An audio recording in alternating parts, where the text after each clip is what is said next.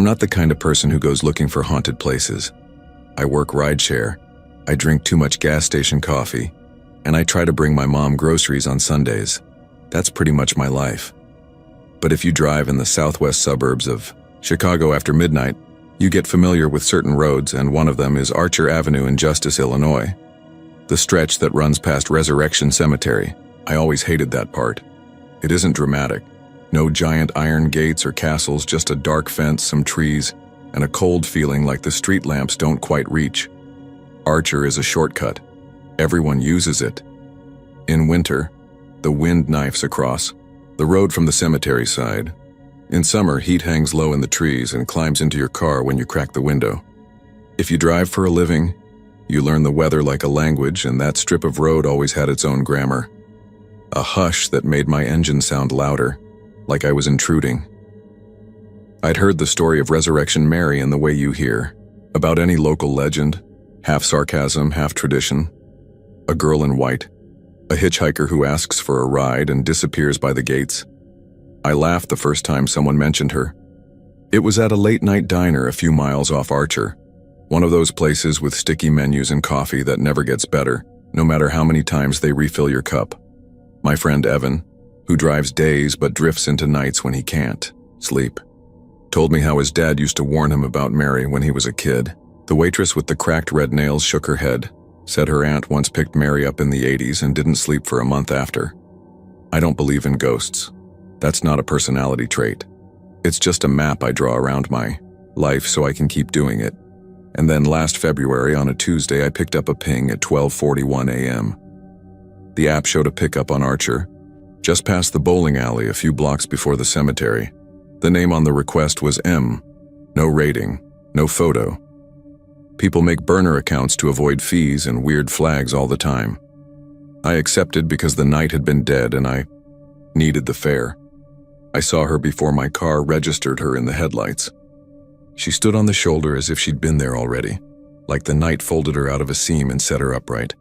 White dress, not floaty, more like an old prom dress, satin gone matte from weather, hem dusty, hair pinned back. She didn't wave. She just looked at me, then past me, then back again. Her face was ordinary. That's what got me. She didn't look like a movie ghost. She looked like someone's sister who had been waiting too long. I slowed and rolled the window down a crack. "UM?" She nodded like it was a secret I'd guessed. When she slid into the back seat, the air went cold. Not, oh, the window is open, cold.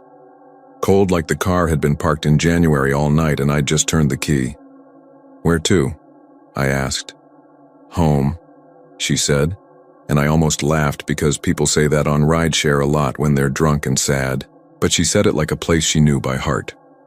"It's close," she added like she was reassuring me. "Okay," I said. "Address?" She didn't answer. My app still spun on connecting. No map, no blue line, just a white circle, looking for signal that was definitely there. I have a dash cam, the cheap kind, and it showed my face in the rear cam. Eyes flicking up. A small line between my brows. "The cross street?" I tried. "Major intersection?" "Archer," she said, which wasn't helpful. Then, "The ballroom." I know the old ballroom burned down a few years back, the Willowbrook. People still call that corner the ballroom, like the ghost of a building left its name when it left its brick. "Okay," I said, buying time. "We'll head that way."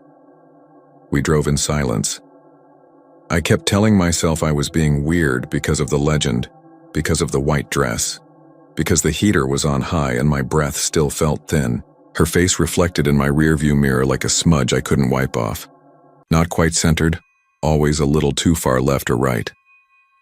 She held her hands in her lap, one palm cupping the other like she was afraid to drop something. Right before the cemetery, my Bluetooth crackled and the radio switched itself to AM. I didn't have AM on. A song came through like it was being played in the next room. Strings, old-fashioned, the kind you want to call a waltz even if you don't know dances. It lasted 5 seconds and cut off. I glanced back, heart where my teeth should be. "You hear that?" She nodded. "They were playing it that night," she said. Goosebumps climbed my arms under my jacket. I pulled into the right lane, planning to U-turn at the light near the old ballroom site and pretend the address matched whatever she pointed to, drop her where she wanted, collect the fare, leave. But when my car rolled even with the first break, in the cemetery fence, when the gate's dark bars slid into alignment with my passenger window, she grabbed my shoulder from the back seat with a hand so cold and strong I gasped. "Don't," she said, not loud, firm. "It's not safe to stop." Instinct flinched me into the left lane. A second later, a truck in the right lane blew through the yellow light doing 50.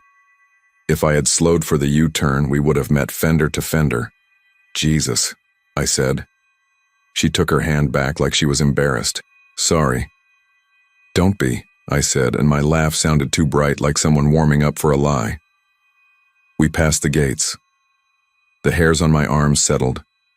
"Do you want me to pull into the lot up here?" I asked. "At the lounge?" "There's a bar across from the cemetery that's famous for lighting a candle to Mary," though I'd never been inside. It seemed like a safe, stupid suggestion. "No," she said softly, and the no carried something I didn't understand but felt, like grief. I drove on.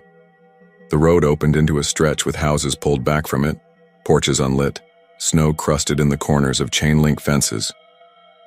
"Here," she said, and her voice went far away. "Home." I looked back. The seat was empty. The temperature climbed a few degrees, like my heater was suddenly allowed to work. My rear cam feed showed nothing but the back seat across both lenses. My app stopped spinning and showed trip complete. I didn't see a fare and couldn't mark it cash because it wasn't. The only new thing on my screen was a tiny, gray, unhelpful. "Thanks." I pulled over anyway, just past the old ballroom corner, next to a curb piled with dirty snow. My hands shook on the steering wheel in little private earthquakes.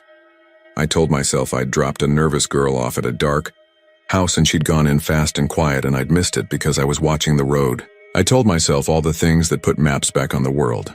That might have been the end of it, except when I got home and peeled off my jacket, there were 5 white marks on my shoulder where she'd grabbed me. Pale fingerprints like freezer burn. They didn't hurt. They didn't go away for 2 days. The next afternoon I went to Evans and tried to tell the story like a joke. He listened, mouth going funny, and then asked if I still had the footage. We scrubbed the dash cam video frame by frame. It's a cheap camera, but it shows the outline of people in the back seat well enough. From the moment she opened the door, the rear camera fuzzed for exactly 4 seconds, returned to normal for one frame that showed the impression of a shape, then fuzzed again. "Evan, that could be anything." "Me. It is anything." We watched the AM radio blip, the truck fly through the yellow, the empty rear seat. I don't know what we were looking for. A face. A mistake. Relief. He looked at my shoulder when I showed him the marks. His eyebrows crawled up his forehead in a way that I knew meant he was trying to respect whatever fate's coin toss had given me, while also calculating whether it could become content. He runs a tiny channel where he talks about local oddities. 35,000 subscribers, barely enough to monetize. He didn't suggest making a video. Not yet. I was grateful for that. For a week I avoided Archer at night. It cost me money. A lot of the late fares that pay in cash and quiet come from the strip of clubs and bars and bowling alleys on that route. I took the long way around, added 15 minutes to everything, smiled through complaints like I was sorry for a traffic jam I had created in my chest. Sleep was weird, not night terror weird, just thin, like I could hear a room under my room where the air had to be pushed in with bellows. Then, the app pinged M again, same time, 12:43 a.m., same marker on the map. Archer, a couple blocks shy of the cemetery's west gate, no picture, no rating, you can refuse rides. I know. I almost did. But there was this stubborn thing in me, the part of you that wants to face the bathroom, mirror with the lights off and whisper the name 3 times just to prove you're not that kind of person. So I accepted and told myself I'd roll up to the pin and let the timer run out if no one was there. No one was there. There was only air and a street lamp flickering a little because sodium lights do that when they're dying. I watched the countdown. The app told me to go on without the passenger. I put the car in drive. "Forget it," I said out loud. The back door opened and shut. The car rocked. Everything inside my body pulled tight like a snare drum. I didn't turn around. I looked in the mirror and I didn't see anything, just the shape a person should make. Like heat mirage, on a highway. The scent in the car changed too. A whisper of old perfume, something like lilies watered a day late. "Home?" I managed. She didn't answer for a long time. Then, "I don't like when I can't open the door." I swallowed air that wasn't helping. "Do you want me to stop?" "No," she said, and it came out almost shy. "Please." "Not here." I thought about asking where here was to her, but I put my blinker on and eased into the left lane. Like last time. The AM radio didn't flip, but my phone screen dimmed itself and wouldn't brighten when I tapped it. The heater clicked and clicked like it wanted to and couldn't. We drove past the gates. I stared straight ahead until my peripheral vision loosened and told me nothing impossible was happening to the world. "The ballroom?" I asked. "The lights," she said, and I understood her no better and better at the same time. We passed the corner where the ballroom used to be. I slowed a little against traffic because something in my chest was telling me to, and a second later a deer came out between two parked cars and made a decision not to die right in front of me. It looked at me as I idled and then took a step back so I could pass, like an agreement had been reached. "Thank you," she whispered, and the way she said it made my hands prickle, like the thanks wasn't for me. "Who are you?" I asked, because it felt like trying to leave a party without finding the host to say goodbye. She didn't answer that either. We reached a four-way stop that always feels like a test because the angles are weird and the road slopes down a hair. As I paused, my eyes slid to my rear view like they had developed their own reflex. The back seat wasn't empty. It wasn't full. It looked like someone had sat there for a long time and gotten up. The cushion dented, the condensation of breath that didn't resolve into a mouth. I turned to look properly, breaking my own rule. The seatbelt on the passenger side was pulled across and clicked into the buckle. I didn't feel it move. I didn't hear it. I could see it latched. I touched it. The metal was so cold it burned me, and I jerked away, half laughing, because that's what you do when something you can't use words on touches your life. The third time I picked her up, I didn't get a ping. I just drove Archer at 1 a.m. because the night was fat with fares. A group of guys from a league game needed a ride to Bridgeview. A bartender wanted to go 6 blocks but not walk them alone. I turned toward the cemetery because it shaved 4 minutes and I was tired. The back door opened at the light. Her perfume came in like memory. I said, "I don't know how to help you." She said, "Home," and that was the only word we had in common. This was the night I made a mistake. When we drew even with the main gates, I slowed, not to stop, not to gawk, just enough to see, the way you look into a house you grew up in, after someone else buys it. The gates were closed, heavy bars crossed, chains tight. My headlights poured through and hit the first row of stones, and I felt movement. Of course you see movement if you're looking for it in a cemetery at 1 in the morning. Leaves, shadows, tricks. But this wasn't peripheral. It was the direct kind, the kind that breaks your map. There was a figure inside the gates, not white like a dress, not black like a shadow. Gray, tall, watching. Its head turned too slow for a person, like it had to think about each degree. I stepped on the gas without meaning to. Her hand came forward again and rested on my shoulder. It was softer this time, warmer, like she was learning my temperature. "Don't look at them," she said. "Who? Not everyone wants to go home." Something in the shape beyond the bars tilted. The bars themselves looked, this is going to sound like I'm embroidered with the story, I know, but they looked burned, not glowing, not on fire. Discolored on 2 of the middle slats up high, like hands had grabbed them too hard once. Maybe it was weather. Maybe it was my stupid brain filling in the legend's blank spots with images it had scavenged. Maybe. I ran the light. A horn scolded us from a block away. My hands shook. She took her hand away like she had chosen not to be familiar. At the ballroom corner, I slowed because I didn't want to slam into a future I couldn't explain again. Nothing happened. The road lay down in front of us like a ribbon that had always been there. I exhaled. "Mary," I said, trying it the way you try a name when you recognize someone from a long time ago. "Is that you?" Silence stretched. Above us, a plane dragged its light toward Midway. Somewhere behind us, a siren hummed and disappeared. "Yes," she said finally.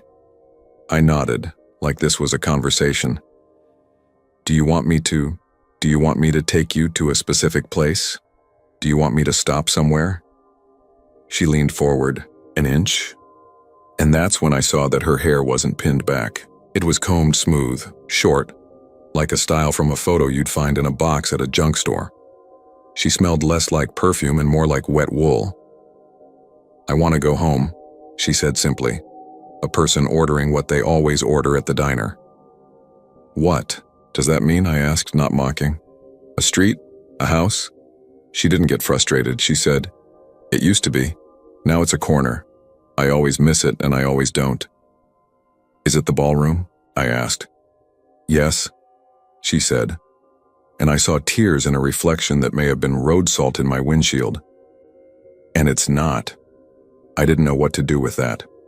I drove on, past the river that looks like a sewer at night and a mirror in the day, past houses with satellite dishes like tin ears, past the lot where a church used to be. At a stop sign, I pulled my hands off the wheel to show I wasn't going to do anything sneaky. "Mary," I said, "how did you—" I didn't know how to finish. "What happened?" I landed on like an idiot. Her voice went light, like she was telling me a secret she wanted to forget. "There was a dance," she said. "There was laughing in the hall and the floor was slick. It rained. The road was black and wet and the streetlights made long spears in it. We were arguing about nothing worth dying for." She paused. "I didn't see the lights. He said he did. He said he did." I swallowed. "Did you die, leave, end? What do you need?" "I don't know," she said, and for the first time she sounded like a girl. Not a ghost, not an urban legend, just a person in the wrong part of the night. "Evan told me not to engage. He said if I kept picking her up, I was inviting whatever this was into my car, my life, my house. I told him that was superstition. He reminded me that I was the guy not stopping on Archer anymore. We bickered like brothers do when the thing they're talking about is actually fear. Then he said the thing friends sometimes say when they want, to help on their terms. Let me come with you. One time we'll do it right." I didn't want to turn it into content, but I also didn't want to be the only witness anymore. So Friday night, we did a dumb, careful plan. He sat in the front passenger seat with a second camera and a thermal imager he'd borrowed from his cousin who does HVAC. We synced times. We talked about what to do if something weird happened. Like there's a handbook for that. We made serious faces like we weren't two idiots playing with a story bigger than us. At 12:39 a.m., I rolled past the bowling alley. At 12:41, the back door opened without touching the handle. The thermal screen showed a cold void on the seat, not blue, like less warm, but a deep black hole that made the device whine softly, like it had found something outside its class. Evan whispered, "Oh man," and choked on it because the temperature dipped in the front too. Our breath showed for a second. "Mary," I said, "this is my friend Evan. He wants to help." I don't know why I introduced them, maybe because manners still matter in the dark. She didn't respond, but the seatbelt pulled across and clicked again. Evan swore under his breath, then apologized to no one. The AM radio did its thing. 5 seconds of old strings, a ghost of a dance hall gone. We drove past the gates. Something moved behind the bars. I didn't look. At the ballroom corner, I didn't slow this time, because she hadn't liked that. Instead, I asked, "Is this home?" And just then a car with its lights off blew through the opposite stop like death forgot an appointment. A cop in the lane behind me hit lights and chased it. If I had been easing for a turn, we would have been a story on the news. "Thank you," she said, and again it didn't feel like it was for me. We kept going. Houses thinned. The road felt less like city and more like the memory of a country. "Lane, Mary," I tried. "If we take you to the exact spot, can you get out? Will that help?" She didn't answer. "Or do you want the cemetery?" Evan asked carefully, like a man approaching a dog that he hopes isn't rabid. "No," she said, too quick. And in that no was a whole barn of dread. "Not there." "Okay," I said, fast. "Okay." I followed the small turn she made with silence, like I had hands in the back seat steering me. When a weird thing is leading you, you decide to trust it or not. And then you live inside that decision. We ended up on a side street with houses set back deep and a row of bare trees like rib bones.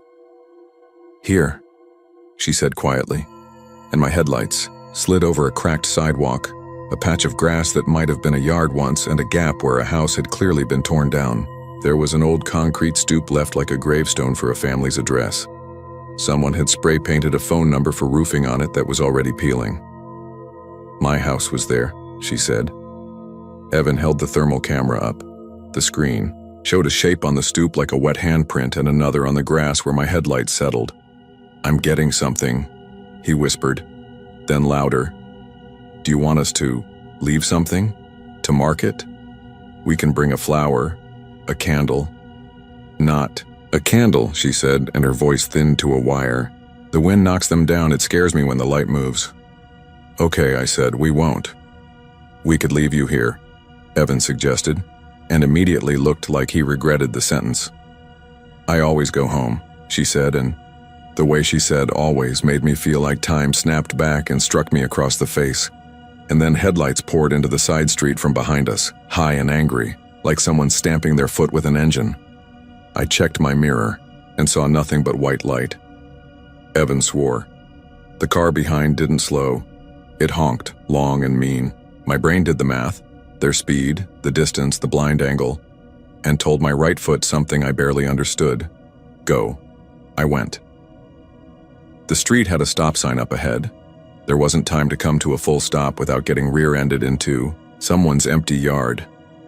I pulled through in a controlled roll, scanning for cross-traffic. There wasn't any.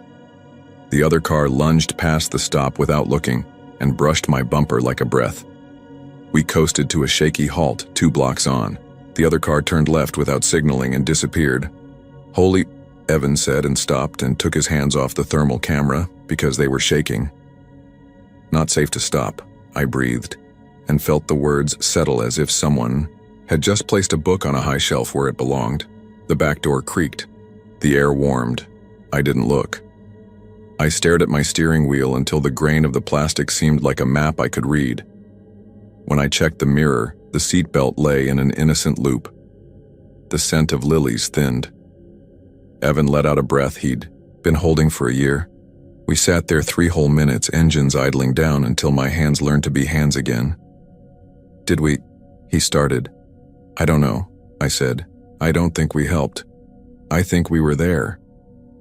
Back at Evan's apartment, under lights so bright they made everything smaller, we went through the footage. The dash cam caught the door opening by itself, caught the seatbelt clicking, caught the AM radio flip. Those 5 seconds of music were clearer this time, like the mic had been held up to a memory. The thermal camera was blunt, a cold absence that swelled and shrank as if breathing. We watched the near miss with the no lights car 3 times. The angle made it look closer each time, like the universe had almost folded us up. We argued about posting it. Not like click here to like and subscribe, but like putting something out in the world would untangle it. He said people would care. I said people would call us liars, and worse, they would be right to. Because the part that mattered most, the voice saying not safe to stop, the thank you that wasn't for us, the feeling that we followed someone home to a place that no longer existed, that part fails on video by definition.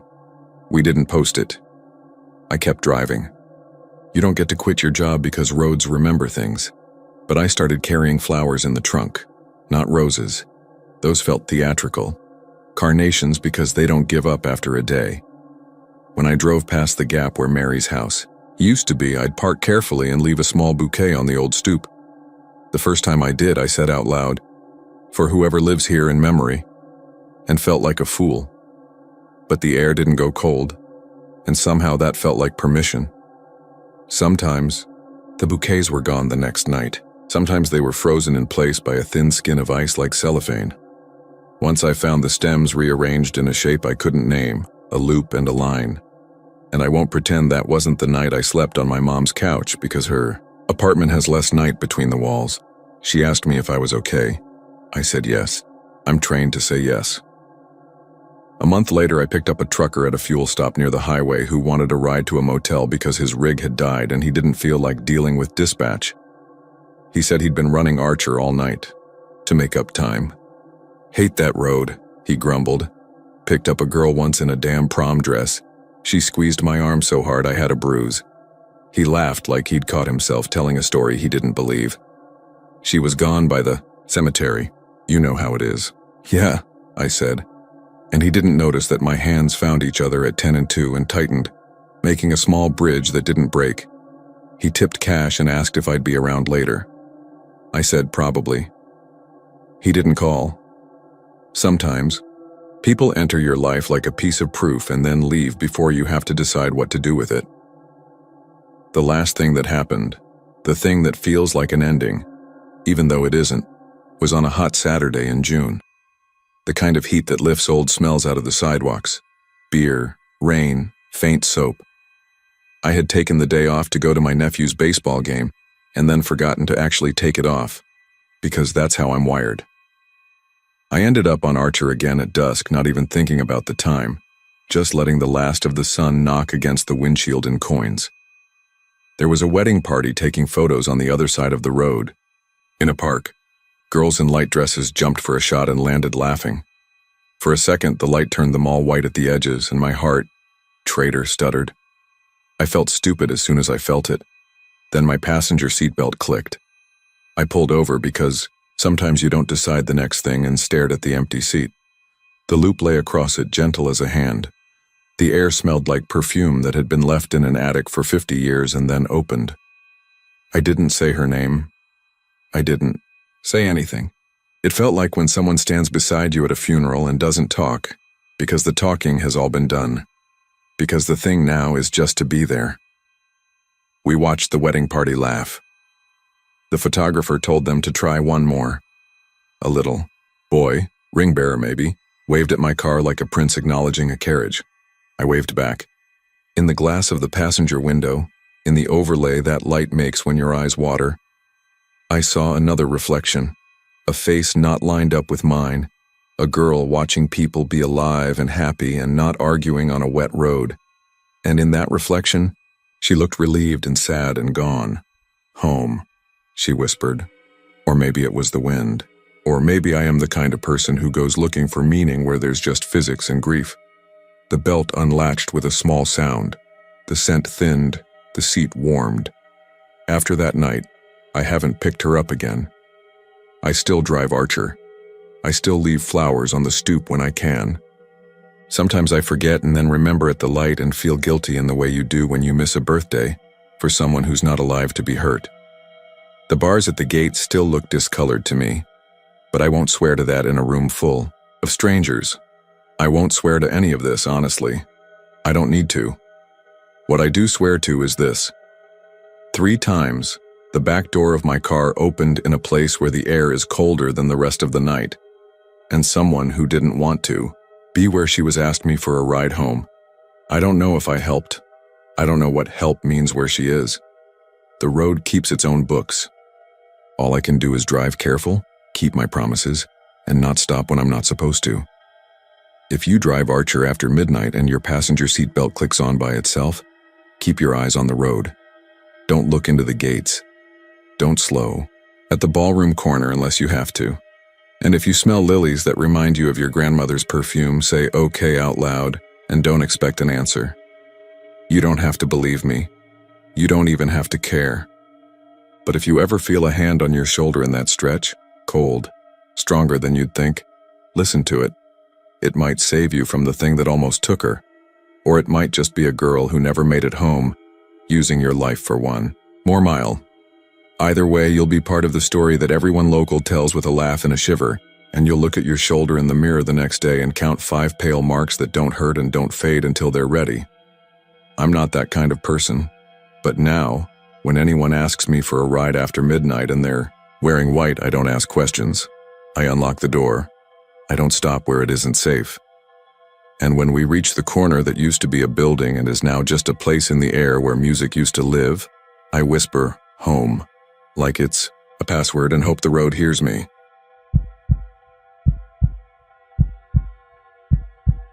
I'm not the kind of person who jumps at ghost stories. I grew up in a normal family with a dad who fixed things himself and a mom who made lists and checked them twice. I'm the middle kid, the one who usually sits back and watches the other to try dumb stuff first. When I left for college at KU in Lawrence, I brought that same attitude with me. I liked late-night diners, cheap coffee, and arguing about movies in my dorm. If you had asked me back then if I believed in anything supernatural, I would have said I believe in people, how they lie to themselves, how they look for patterns, how they scare each other without meaning to. That was fall semester of my sophomore year. I lived in Templin with my roommate Marco. He was loud in a way that made strangers like him, the type who could talk a security guard into calling him a lift on a rainy night. The third person in this story is Haley. She lived 2 floors up, carried a Nikon everywhere, and did that thing where she asked questions that sounded casual but made you say more than you planned. Background people flowed in and out, neighbors from the dorm, a senior named Dan who ran the campus radio show, a bartender from Johnny's who remembered our orders after the second time. None of them really matter except to prove this wasn't me sitting in my room making up a movie. It happened around them too, in little ways. The first time I heard about Stull Cemetery was at a party during syllabus week. Somebody said it was one of the gateways to hell, and I laughed. I figured if there was a gateway to hell, Johnson County developers would have put a Whole Foods on it by now. But people got serious in a hurry. A short girl in a vintage Chiefs hoodie said her cousin wouldn't drive by Stull at night. A guy I didn't know said his dad swore the old church ruins were colder inside even in July, like your breath fogged, there when the air was 95.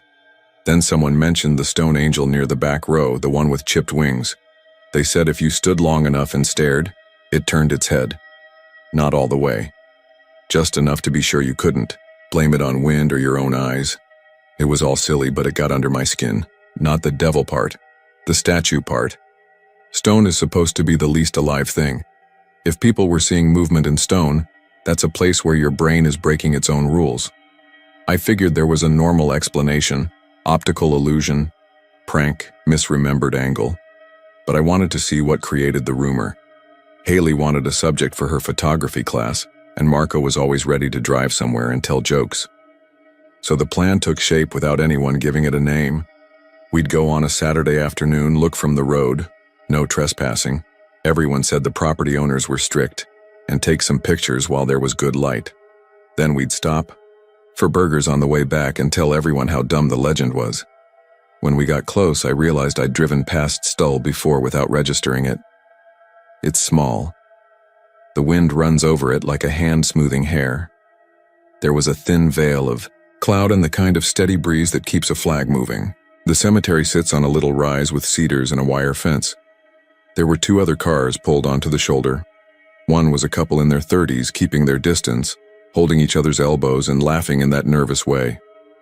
The other was a dark blue pickup with a guy inside sipping something from a thermos and staring like his mind was somewhere else. We parked farther down and walked up the fence line. The first thing that struck me was how ordinary it looked. Sun-faded. Flowers, names I didn't know. A little plastic windmill someone had stuck beside a flat stone, turning slower than it needed to. Haley pointed and said, "There." And I saw the angel. It wasn't dramatic. It was about my height on a square base. Wings not spread but tucked, chipped along the edges like a piece of bread that had been bitten and left. The face was soft and generic. The right hand held what looked like a wreath. The left hand rested against the hip. If you asked me then which way it faced, I would have said southwest a little, toward the old church foundation. The head was tilted down like it was reading a name you couldn't see. Haley took photos through the fence while Marco narrated like a tour guide. Here we observe the gateway to hell, brought to you by the Shawnee County Chamber of Commerce. I remember something small and dumb. A scrap of white plastic caught under a clump of grass flashing when the light shifted. I told myself to catalog details like that because our brains latch onto missing pieces later. The wind picked up, and somewhere a metal sign squeaked on its bracket. Normal stuff. When we left, the guy in the pickup rolled down his window and said, "Don't stare at the face too long." He said it like he was giving directions to the freeway. I asked him why, and he said, "You'll give it ideas," then pulled onto the road and drove away. We laughed when he said it. We laughed a lot that day. We stopped in Lecompton for burgers, and Haley showed us her camera screen. The angel looked flat and boring. In 2 of the frames, though, I told her the chin angle looked a little different. She said I was seeing what I wanted. I agreed because it kept things simple. That night I dreamed I was back there, except there was snow and the air had that empty house sound. In the dream, I stood at the fence and counted my breaths. The angel had frost on the nose and along the mouth, like it had been breathing too. I woke up to the sound of tiny scraping like sugar being pushed across a plate. I sat up so fast my lower back flared. The noise stopped. Marco snored and rolled over. I told myself it was a mouse in the wall. Then I lay back down and felt something, cold under my shoulder blade. It was a pebble. I thought I'd dragged it in my hoodie and it fell out of the pocket. I put it on the windowsill and told myself I was being dramatic. Over the next week, little things kept happening that didn't make sense but also didn't feel big enough to tell anyone. I would be walking across campus and glance at the bronze Jayhawk statue near Strong Hall, and for a second, the beak seemed to tilt differently. The hallway bulletin board outside my room had a flyer with a black and white angel statue on it for some church charity. And whenever I passed, I had this weird urge to check the angle of the eyes. Twice I reached into my hoodie pocket and found grit, like the fine white dust from a new sidewalk. I did not own chalk. I was not in any class that used chalk. Haley asked me to go back that Friday near sunset. The light would be better. She wanted a certain profile. We brought a Zoom audio recorder because Dan wanted us to capture ambience for his radio segment around Halloween. We said we'd stick to the road and be quick. I told myself I'd stand there and look it full in the face and force my brain to compare angles in a normal way. The wind had died by then. It died. You could hear individual tire sounds rolling down K10 miles away. We stayed by the fence and Haley shot through the squares, while the recorder sat on the ground capturing nothing much. There were crows moving around the cedar line. The angel looked the same, which should have made me feel fine. But my stomach kept doing that tight flip like when you miss a step in the dark. I said we should do a dumb test, like engineers. We picked 3 reference points: the far fence post, a chipped stone, a crooked cedar. We lined the camera so those points made a triangle. Haley took a series of 10 photos at the same zoom every 30 seconds, while I quietly judged the angle from where I stood. Marco made a joke about Ghost OSHA. In one of the 10 photos, I swear the chin was lifted a hair. Haley said that's impossible because the camera didn't move. I said the light might have changed and made shadows look different. She said, sure, that must be it. And I could tell she was trying to convince herself. When we wrapped up and were turning back to the car, I felt something like a static shock against my shoulder blade. Same place as the first night. Not a zap, just that sudden itchy press. I dug under my hoodie collar and found another pebble stuck there, like it had been pressed in. It was the same chalky white. I laughed and tossed it back toward the grass. It bounced and rolled under the fence.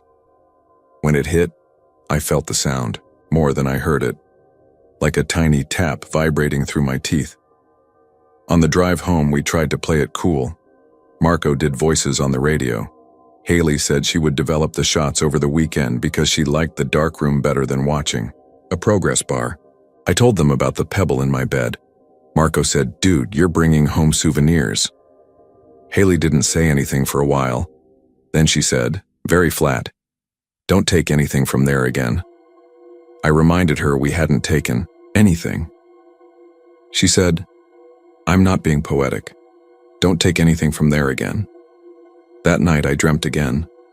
No snow this time, Just the fence and the rise and the cedars. The sound of tires a long way off.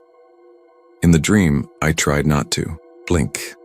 I always thought our eyes blink without us being in charge, but if you really focus, you can hold it for a while.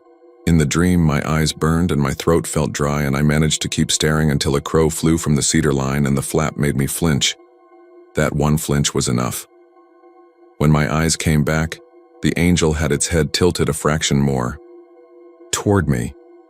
I woke in the worst way you can wake up, mid-breath, confused, sure you're about to choke. The window was open a crack. The room smelled faintly like wet rock.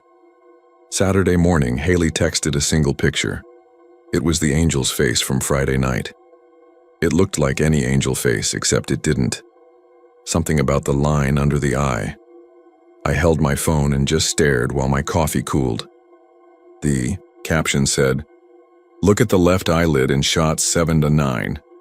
She sent those, and in 7 you couldn't see a carved eyelid at all because the light was wrong. In 8 there was a definition along the lower lid. In 9 there was a darker notch at the corner that read like an opening." She said, "Graphite scratch on the scan? I'm going to rescans today." Around noon she called, and her voice sounded like she'd been holding a heavy thing too long. She said the negatives looked fine. The variations were in the original frames. She kept telling me there must be a reason. Maybe the tripod slipped. Maybe the mirror in the camera vibrated differently midway through the burst.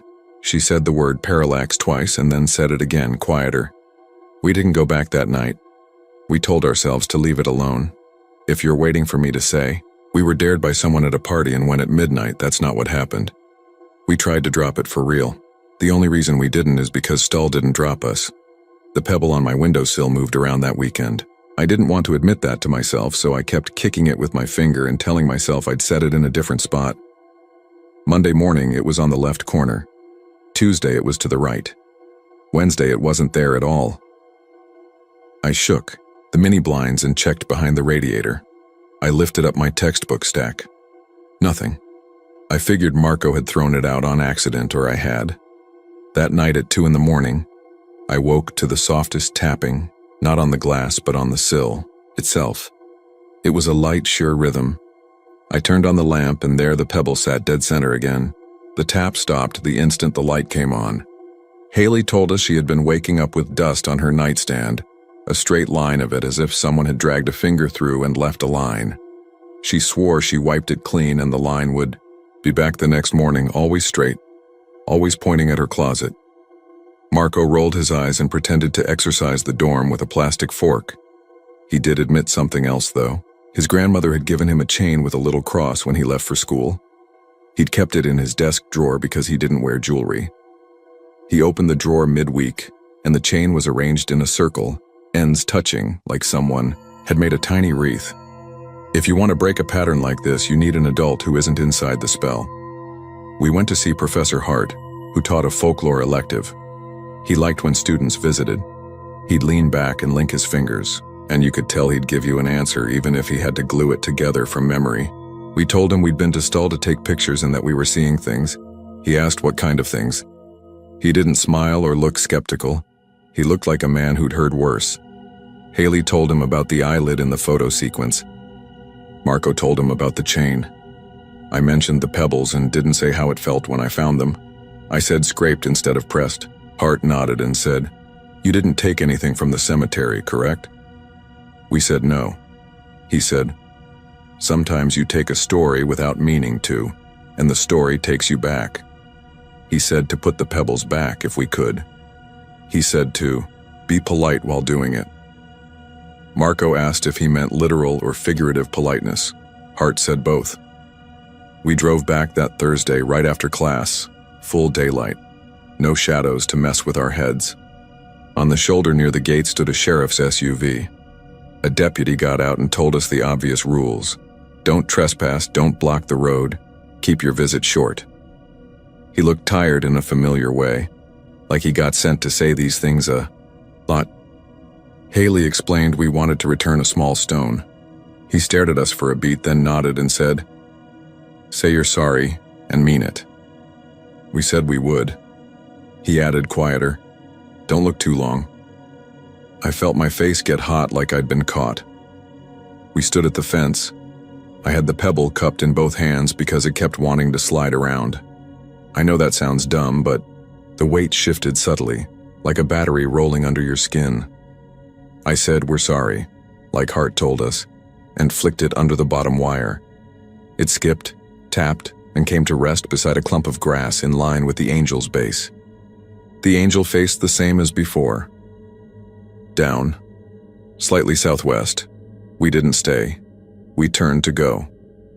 Somewhere behind us, a bird flapped off the cedar, that same sudden wing sound from my dream.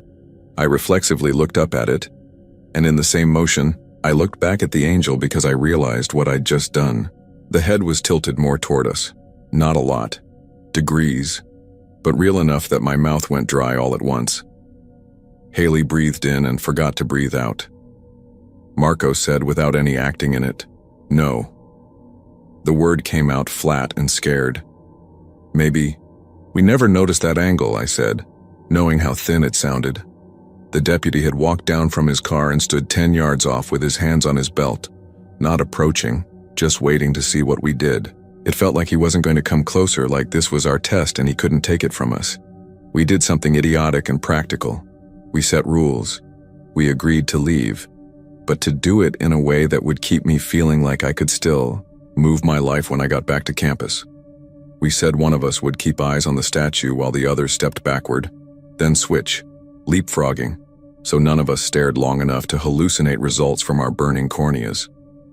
It sounds smart, and it's the sort of plan people make when they're already on the wrong page. I looked. Haley backed up 3 steps. Marco's hand found my elbow and squeezed once, hard, on his way by. My eyes watered. I forced myself to stop blinking in my normal rhythm. I counted. At 20, we switched. Marco stared and I backed up. Haley took her turn. We were 20 feet away when a car honked somewhere down the road and we all flinched like the noise hit us in the back. When I got my eyes back on the face, the little notch at the corner of the eyelid was deeper. The lower lip looked as if the sculptor had taken one more pass with a chisel and rounded it. "Keep going," the deputy said, still mild. "You're fine. Don't stop." We did, step by step, leapfrog, blinking in turns. The gravel shoulder was under my heels now. I had to check behind me with a quick cut of my head and then get my eyes back to the face. You know how a trick works. You know it's your brain locking onto small changes and giving them a story. But my brain had never handed me a story with this much weight. The air felt like it pressed a palm on my chest. When we reached the cars, we still couldn't just turn and run because turning your back felt wrong in a way that didn't come from movies. I used my phone like a mirror. Camera pointed toward us so I could angle it and see the statue while facing forward. The screen showed a flatter face than what my eyes had been giving me. For a second, I thought that meant everything was fine. Then Haley said, "Why is it closer in your screen?" And I didn't want to look, but I did. The angel filled more of the frame than it should have at that distance. The base was visible at the bottom left like a footprint half cropped out, and the chip on the wing had a newer, brighter scar through it that hadn't been there earlier. We got in the car. No one slammed the doors. We did it soft, like noise might set something off. The deputy gave us a little 2-finger wave and went back to his SUV. He didn't get in. He stood beside it with his back to us, facing the fence. I drove away too, fast and slowed down after the first turn because leaving like that felt like taunting a dog through a fence and then turning your back at the last second. Nobody spoke for a while. I had the stupid thought that if we made it past the county line, we'd be fine, like it was a video game map and the trigger couldn't follow. Back on campus, we tried to file the day under weird thing, do not touch, but it didn't go back into any file. I'd be half awake at 3 and hear that sugar scrape sound on the sill again, and this time I didn't turn on the lamp. I lay there and tried to listen the way you listen to plumbing in a strange house. The scraping came in a slow arc. Then it stopped dead, like it had reached the end of something.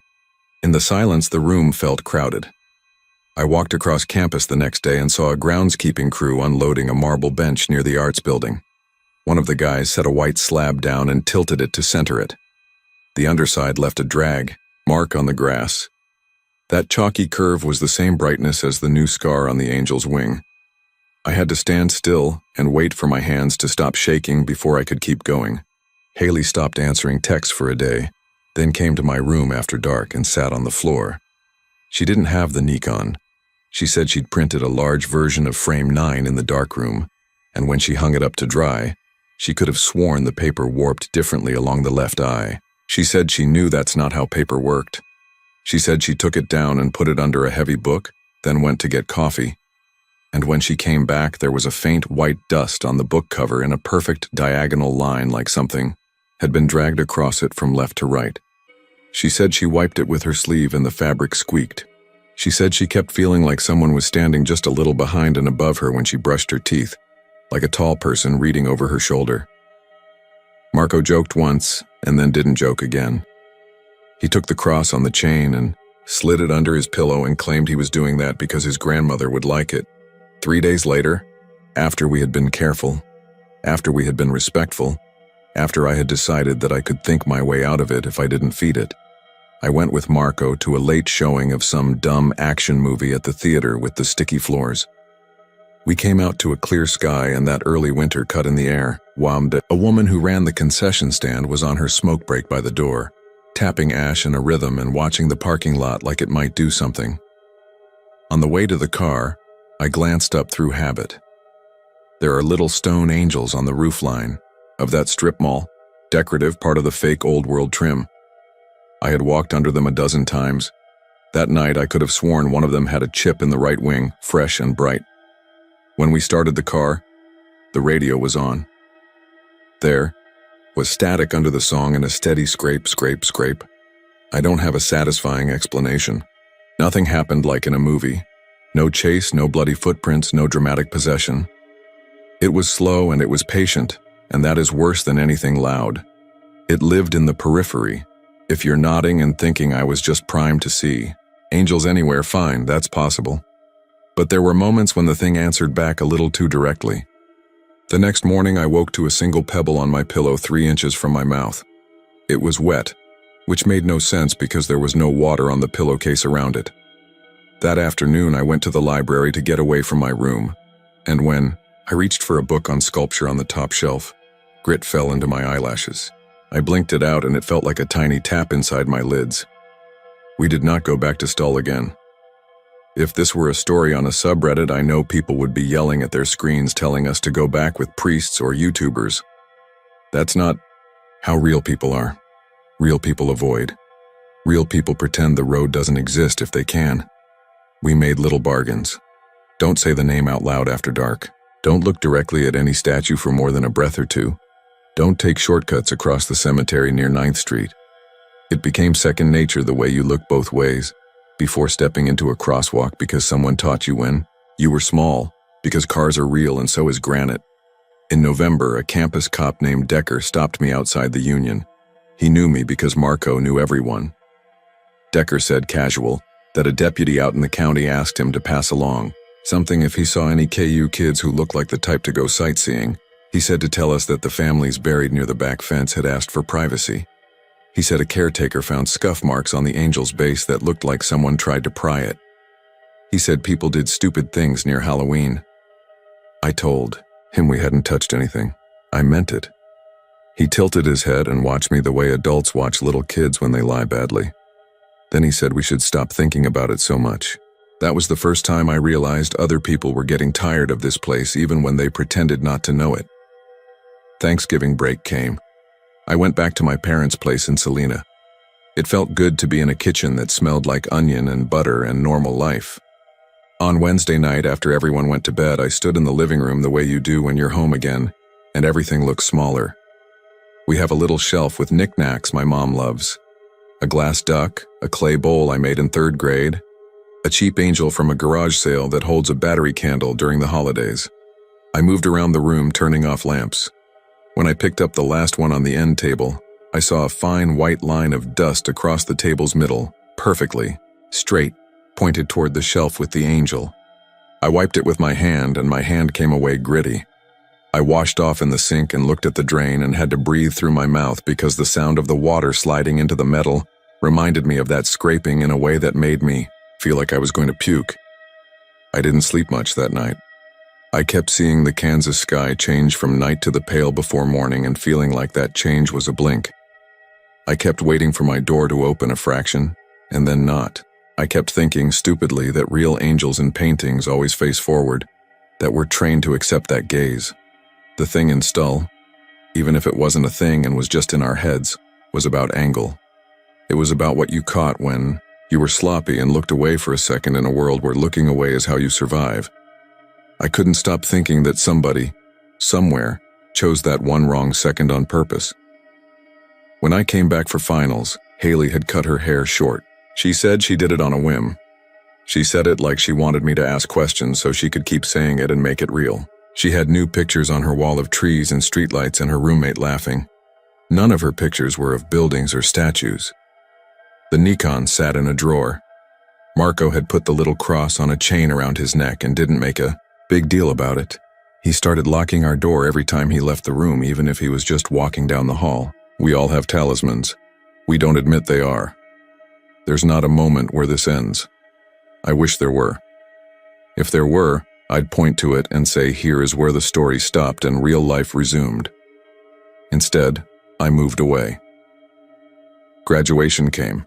I took a job in a city where nobody knew the name Stull, unless they were the kind of person who collects ghost books.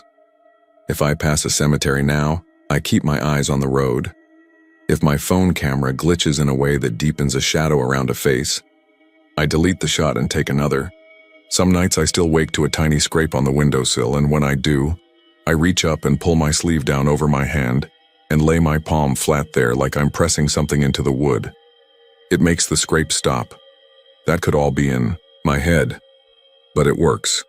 Last month, my mom mailed me a box of random high school stuff she found in the basement. Yearbooks, a few track ribbons, a stack of old photos from the first year of college. On top was a print from Haley that I didn't remember keeping. The angel from Stull, face soft, wings chipped, base square, and plain. The back said, in Haley's, neat handwriting, the one where it didn't move. I stared at that picture for a long time. The more I looked, the more I felt like the wrong thing about it was not movement, but stillness. Like it wasn't a statue of a person, but a statue of a pause. Do you know what I mean? It wasn't about the motion you could see. It was about the motion it held back. I put the photo back in the box and pushed the box into the back of my closet. That night I slept hard for the first time in weeks. When I woke up, there was a white mark on the floor just in front of the closet door. I wiped it with my foot and my skin squeaked on the hardwood. There was a small stone on the rug, plain and chalky. I don't live with anyone who would plant it there. I don't know where it came from. I took it downstairs without touching it with my hands and dropped it into the planter out back where the soil is damp most of the time. If stones travel the way people say they do in stories, let it go where it wants, through the dirt instead of through my house. So that's my story. I know it's unsatisfying in the way real things are unsatisfying. I know someone will offer names for what we felt: suggestion, mass hysteria, pattern recognition, cognitive drift, and I'm fine with all of those. I also know there are places where other rules feel stronger. I think it's like when you walk into a room and you know without looking that you're not welcome because silence hangs there in a certain way. I think Stull is one of those places. I think the angel near the back row is part of whatever does the hanging. If you go, if you ignore the people who live nearby and their rules and walk up to the fence anyway, don't take anything. Not a rock, not a picture if you can help it, not even a story if you can keep your mouth shut. If you catch yourself staring too long at the face, do the human thing and blink when you need to. But if you blink and when your eyes open you're sure the angle has changed a hair, don't say that out loud. Don't point, don't lend it words. Words are hands, hands move things. And if you live far from Kansas and think distance protects you, I hope you're right. I tried to outrun it, and all I can tell you is this: moving just gives you new windowsills. The night before I sat down to write this, I woke and listened, and decided the sound was only in the pipes and that I was a grown adult with a job and a life. I rolled over. I shut my eyes. When I turned the light on in the morning, there was a line of white dust along the edge of my desk, straight as if drawn with a ruler, pointing at the box in my closet with the photo. I wiped it up and my sleeve squeaked. Then I went to brush my teeth and caught myself glancing at the bathroom mirror a second longer than normal, to make sure nothing behind me had turned to face me completely. Maybe that's the worst part. It teaches you to watch for things you never thought could move. You catch yourself measuring angles on buildings and statues and even people in line at the store, comparing chins and eyelids, making sure the world stays put when you look away. The angel in Stull is only one statue, one place. But now, every time I pass any cemetery, I find myself walking a little straighter, like I'm trying to be the kind of person stone can't learn from. If you're reading this, I guess the story is yours now. It feels like that matters. I hope it doesn't. I hope tonight you sleep without listening. I hope you don't wake in the dark feeling like somebody tall is standing just behind and above you, patient, waiting to see if you'll blink first. I worked nights at Greenwood Cemetery the fall I decided to clean up my life. That sounds dramatic, but it's true. I had done delivery shifts and a little contracting, and I needed a job where the hardest part was staying awake. A friend told me the cemetery hired night security who walked the grounds, kept kids from jumping the fence, checked locks on gates and mausoleums, and called it in if anything looked off. The pay wasn't great, but there was a routine, and it felt steady. I liked the idea of a quiet place to walk, away from bars and late-night arguments that had a way of pulling me in. Greenwood was 10 minutes from my sublet on 24th Street, the one with the crooked floor and the radiator that hissed like a cat. I'd grab the R train or just walk past bodegas closing their gates, the smell of fryer oil and detergent mixing with cold air. I'd cut down 5th Avenue and pass under the Gothic arch at 25th, that black iron gate with its lacework spires, and there, I'd meet Sal at the guard booth. Sal was the old-timer. He was shorter than me, barrel-chested, hair like steel wool, and he wore a Yankees cap no matter the weather. He talked about the cemetery like it was an apartment building he'd managed for 30 years. He knew everyone buried there, names, plots which families still sent flowers which had little bronze portraits on the stones, and he knew the living too, the wedding photographers who loved the chapel steps, the joggers who tried to cut through early in the morning, the teenagers who came to dare each other at the catacombs. They always go for the catacombs, he said, like moths. He had keys on a heavy ring, a radio with duct tape over the battery flap, and a 30-year-old joke about ghosts that he told to new guys, which was me. You hear anything that sounds like a person, he'd say. You treat it like a person. You hear anything that sounds like an animal, you treat it like an animal. You hear anything that sounds like neither, you call me and don't try to be a hero. He laughed when he said it, but it lodged in my head. Greenwood is huge. 500 acres of glacial hills and old trees and ponds that catch fog like bowls. If you stand on Battle Hill, the highest point in Brooklyn, you can see the Statue of Liberty's torch through the branches, faint and orange like a star. There are places in there where the city disappears altogether. You can stand by a mausoleum, with stained glass and hear only cicadas and your own breathing. And if it's late, the hum of a barge horn on the harbor. On my first night, Sal walked me through the route. We checked the locks on the side gates, the chapel, the hillside mausoleum.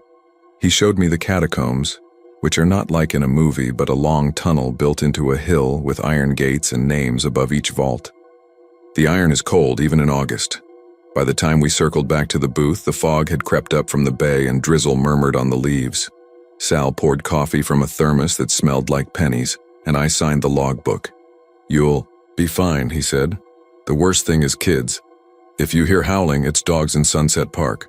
That sound comes through like a tunnel." "Coyotes?" I asked.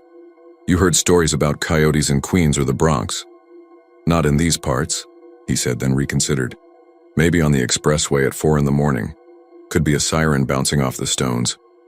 Sound does weird things here." He told me one other thing, like an afterthought. "There used to be a guy, Eli, worked here 3 months. That one heard howling. Followed it. Came back white as paper and quit the next morning. Don't follow sounds you can't place, that's my advice." I laughed. He didn't. Then he clapped my shoulder and told me where to find the extra batteries. The first couple weeks were easy. The tourists were long gone by dusk, and the people who wandered in after hours were either lost or trying to cut through. To 7th, You could tell the difference by how they walked. Lost people drifted, cut-throughs marched. Once in a while, we'd get kids with beer who were less dangerous than they were loud. We treated them like kids, got them to pour it out, walked them to a gate, and had them climb back over under our watch so they didn't slice their hands. My radio mostly carried weather reports from dispatch and Sal's bad jokes. I liked the neatness of the rounds. I liked quiet. The city felt kind from inside the fence, like someone had turned its volume down. The first odd thing that happened was small enough that I almost convinced myself I imagined it. I was walking past the lot of Civil War dead. The little flags are out on holidays, their uniforms now just photographs at home, and the fog was pooling so low it made my boots wet. That's where I heard it. A long sound, deep in the throat. Not a bark. Not a person. The kind of sound you feel in your ribs. It wasn't loud. I stopped and checked the radio in case Sal had keyed up with the noise in the background. The channel was clear. I stood still and listened. It came again, and I knew what Sal meant about sound doing weird things. I couldn't tell where it came from. It was like it was everywhere and nowhere. Then I heard car tires on 5th and realized how quiet I had been, how even that was far away. I told myself it was a foghorn blunting itself in the trees, and I walked on. It's amazing how fast you can explain something when explaining it is easier than thinking about it. That same week, my name came over the radio even though no one was speaking. I was by Sylvan Water, the little lake near the chapel. It was calm enough that the ducks looked painted. A ripple passed like a fish. Then my radio cracked and hissed, and the static shaped itself into a word that sounded like a mouthful of cotton. Aaron. My name. My mother's voice when I was in 4th grade and she was calling me from the kitchen. It was ridiculous enough that I laughed out loud and then looked around as if someone might be hiding behind a stone with another radio, playing a prank. No one was there. I told myself the word was a coincidence, a curl of noise that sounded like a name because I wanted it too. I spoke into the mic and said, "Bass, you got something for me?" Our dispatcher Jenna replied that the board was all clear. "You lonely out there?" she said. "Always," I said. "Always lonely." I didn't tell Sal the next morning, not because I was scared he'd laugh, but because I was scared he wouldn't. When you walk the same path every night, you learn what's normal to see and what isn't. One night there was a little glass jar candle burning in front of a stone up on a knoll, the cheap kind with a paper saint glued to it. That jar was wet from fog, but the flame was steady as a little star. The cemetery forbids open flames, so I went up to snuff it. The damp grass there felt colder than the rest of the ground. The name on the stone was Partain. I rubbed the candle out with my glove and carried the jar down to the path so I wouldn't kick it over later in the dark. When I turned around, there were 4 faint ovals in the grass where knees and palms had pressed. Plenty of people kneel at graves, but the strange thing was the spacing. The prints were too far forward, as if whatever had been there had leaned so far over it should have toppled, like a person doing a push-up with their shoulders beyond their hands. Little things like that start to stack. I found a key at the base of the Gothic chapel door that looked exactly like one of mine, and, in a weird moment of superstition, checked my ring to make sure none were missing. They weren't. The found one didn't match any lock. I left it on a nail in the guard booth. Twice, motion sensors chirped at the catacombs when I was on the opposite side of the grounds. When I got there, it was wind and leaves and a faint smell like wet pennies and old lilies, the way funeral homes smell. The last time I went, I swear there were drag marks in the dirt, parallel lines like 2 fingers raking through. I stood with my flashlight and told myself it was a raccoon or a groundskeeper's cart. It was easier to picture a little masked animal than a habit I had walked into by accident. The way you can walk into a spider's web you don't see until it's already on your face. Even Sal started to notice me noticing. "You're hearing the fog talking," he said. "Don't let it get under your skin." Eli let it get under his skin, and you see what happened. "What happened?" I asked. He had mentioned Eli before in passing, always with a shrug like it wasn't worth repeating. He looked at the coffee, then at me. "Guy followed a sound," he said. "Said it was a howl. Had a night like the one you're describing. Fog off the harbor, calm, no wind. He goes walking after it like he's gonna find a dog." I told him, Dogs don't come in here after midnight. He said this wasn't any dog. Came back and people go pale, you know? I can tell a hangover pale from a blood dropped out pale. He was the second kind. He showed me his hands and they were filthy like he'd been digging. He said he saw something by a stone, and when it turned, it had his face. That's what he said. He lasted 7 hours after that. Came back at 8 to pick up his last check and kept walking south until he hit the belt. I rolled my eyes because I didn't know what else to do. But that night I used the bigger flashlight. The shift that broke me started ordinary. It was a Tuesday at the end of October. The kind of chilly that makes your teeth ache if you breathe. Too fast. The maples were yellow and slicking the paths with leaves. The drunks on 5th shouted at the buses and the sound came through the gate like a baseball game on a radio 3 rooms over. I walked my first round and everything was locked and quiet. I fed a stray cat the bottom of a tuna sandwich and she sat under a laurel bush with her paws tucked under, watching me with wise eyes like I was the animal who needed help. At 11, I checked the chapel and the hillside. At midnight, fog started to roll in from the harbor the way it does, slow and patient. Not so much moving as arriving. It threaded through the stones and hung low across the pond. I walked up toward the Civil War lot because I always did, a habit I didn't question. And that's where I heard it again. Louder this time. Longer. A howl, if you want to call it, that though I had never met a dog who could make a sound like that, it stopped me like a hand to the chest. I clicked off my light without thinking because light feels like noise when you're trying to listen. It went quiet. I kept my thumb on the switch.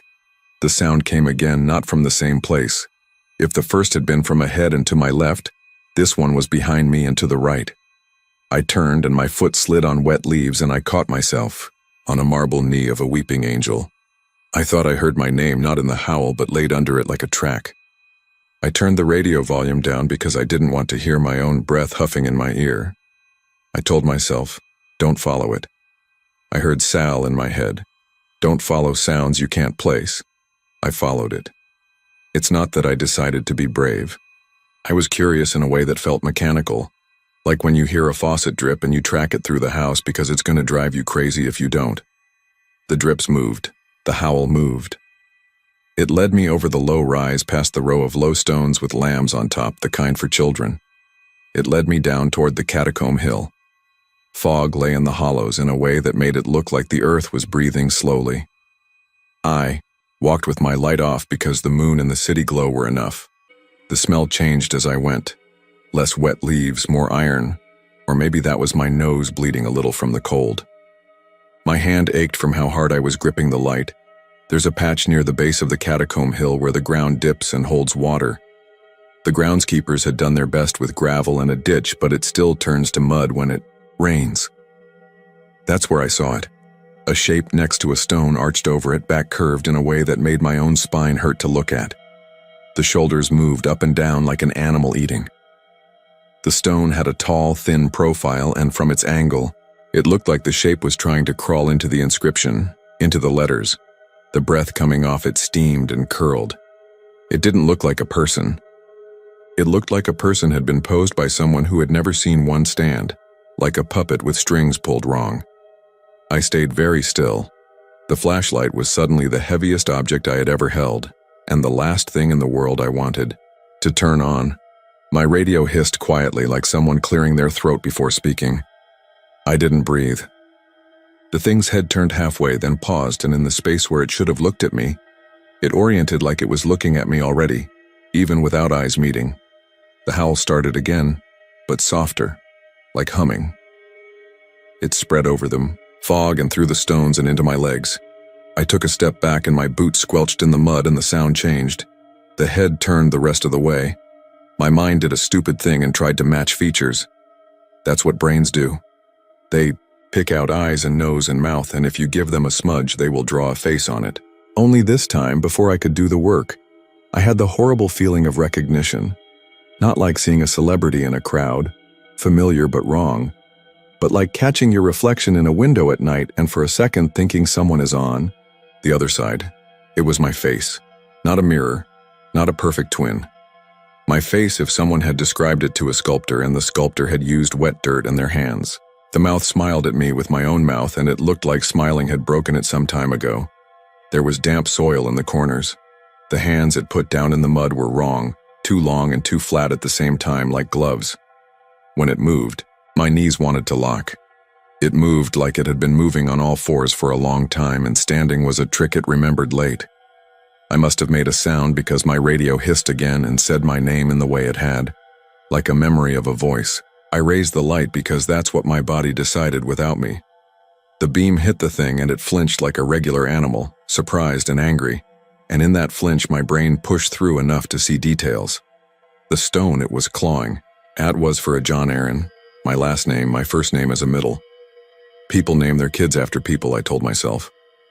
Common names happen near each other, but the dates under the name were my father's birth year, my grandfather's death year, numbers that meant exactly nothing and everything as they lined up in my head.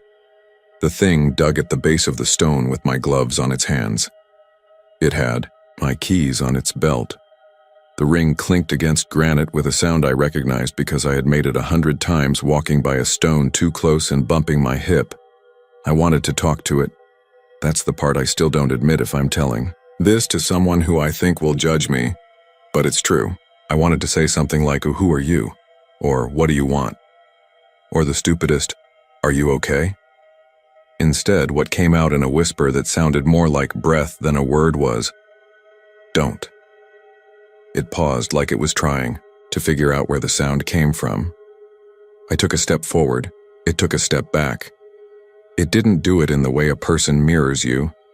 It did it like a delay, a half-beat late, like a reflection in a window when there's a flicker of fluorescent behind you. When I lifted my hand, it lifted its hand after, but higher, like it needed more reach to match me. It was wrong in the way that a person who learns a second language late stays just a little out of step with rhythm. The face that was mine tipped to the side the way I tip my head when I'm trying to hear someone in a bar. My stomach dropped because I had never seen that from outside. The keys clinked again. My keys clinked too when my hand shook. It made a sound then that I thought was a laugh until I realized it had no humor in it. It was a test of sounds. It let a breath out, and the breath shaped itself into my name in my voice, not the way the radio does when static plays a trick, but in a way that made my throat ache like I had spoken. I scraped up enough thinking to say, "Sal Bass, I need you at the catacombs," and pressed the button hard enough to hurt my thumb.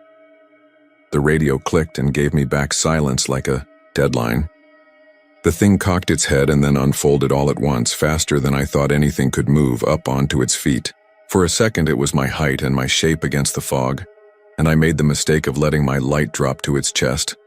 And for the rest of my life I will carry the image of seeing my own shirt, a dark hoodie with a bleach stain at the pocket, pulled tight over someone else's ribcage.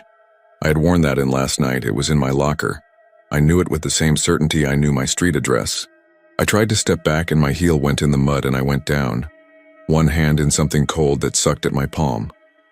I swung the light without aiming and the beam cut across the stone and the long grass, and then lit a second set of marks in the mud I hadn't seen.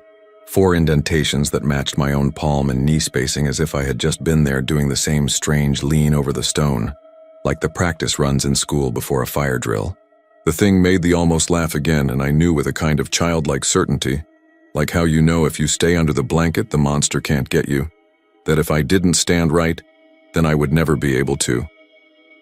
I pushed myself up and made a noise I'm embarrassed to remember, a thin sound like a hinge. The thing took 1 step toward me. I took 1 step back. For a moment our movement matched perfectly, and in that moment the face, my face, stopped looking like mine. That was the worst handful of seconds, when it stopped trying and showed whatever it was when it wasn't pretending. The smile went flat and the eyes lost any shine, and it looked like something from a photograph that had been in a wallet too long, creased and gray and rubbed to blur. It moved its mouth and the sound that came out was exactly the sound I had heard first weeks ago by the Civil War lot. It was the howl, deep and long and wrong. A light hit the fog behind it and made a halo, and I heard Sal's boots hammering, wet gravel. I don't remember calling again, but I must have. Later, Jenna said the last thing she heard was me saying "bass" 4 times in a row. The thing bent in half with a snap like a folding chair and flickered away. That's the closest. Word, it didn't run and it didn't dissolve. There was just a blank like a cut in a film.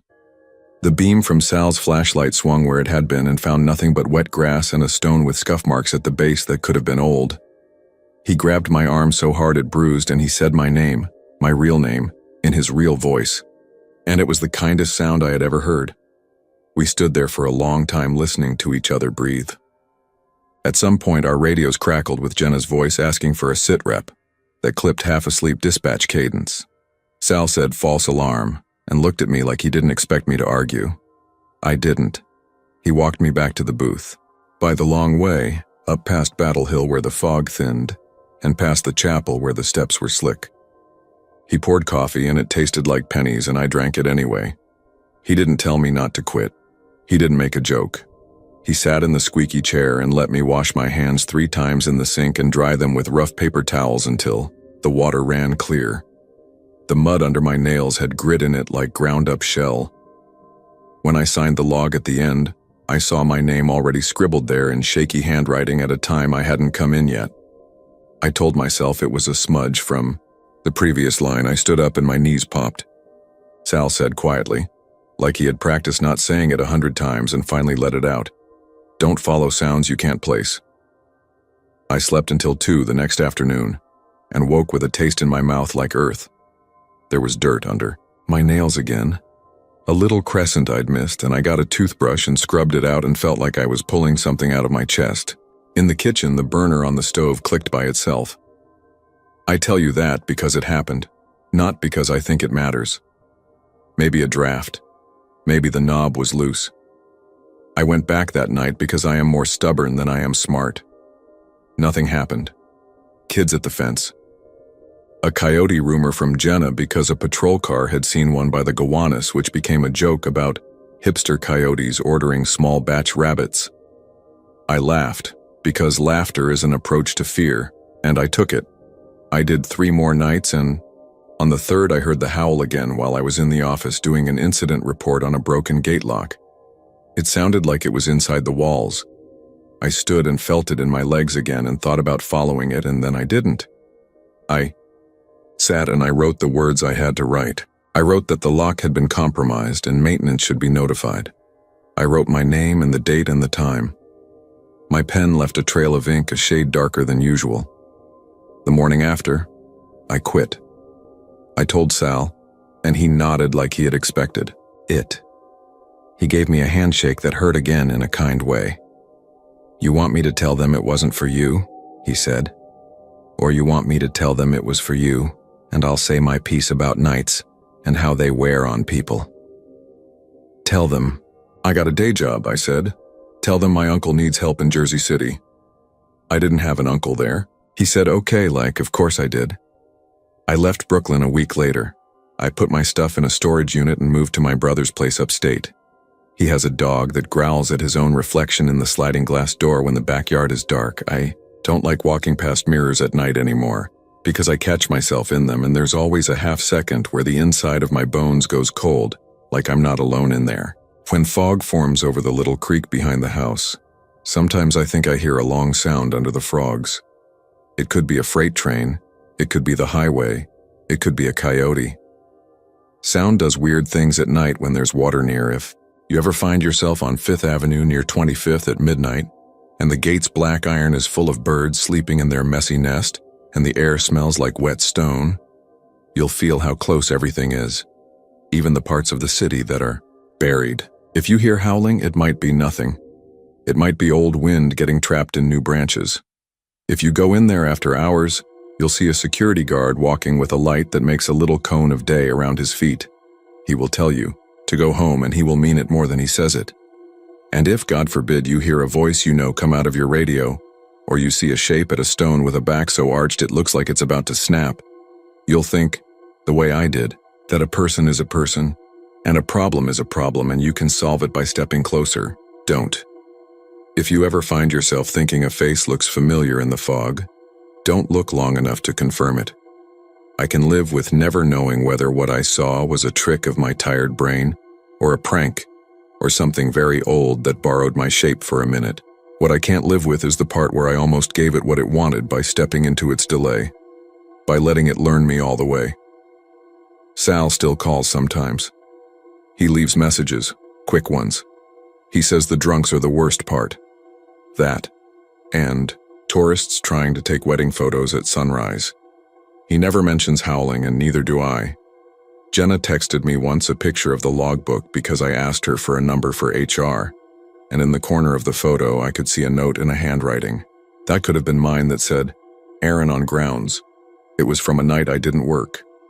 That kind of thing is a memory now, not an event. You file it where you file dreams and things your aunt swears happened at a family reunion that no one else recalls. People love to tell you that cemeteries are for the living. That's true in the way a good lie is mostly truth. People also love to tell you that ghosts are just stories we tell around what we can't accept. I don't know. I know what the ground felt like when it grabbed my hand. I know how my name sounded when it wasn't really me speaking. I know what it is to see your own face and feel no comfort at all. There are a lot of versions of me walking around in the world. Old friends' memories, photos on ex's phones, the way a cashier might describe me if I left my card. That night, in the fog, there was another version that took shape out of sound. Whatever it was had a use for my outline. I don't pretend to know what would have happened if I hadn't looked away. You can chalk this up to patterns and fear and a night that lasted too long. You can call me dramatic. I'm not asking you to believe me. I'm asking you not to be the guy Eli was. Don't follow howling when you can't tell where it comes from. If you can't place a sound, let it stay unplaced. If you ever find yourself under trees so big they block out the lights of the city in the middle of Brooklyn, and your breath smokes and the ground is slick and the names on the stones seem to lean into you, remember this.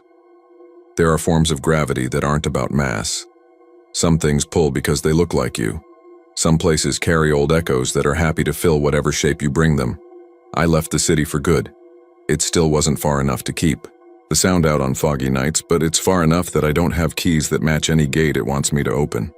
That has to be enough. I hope it's enough.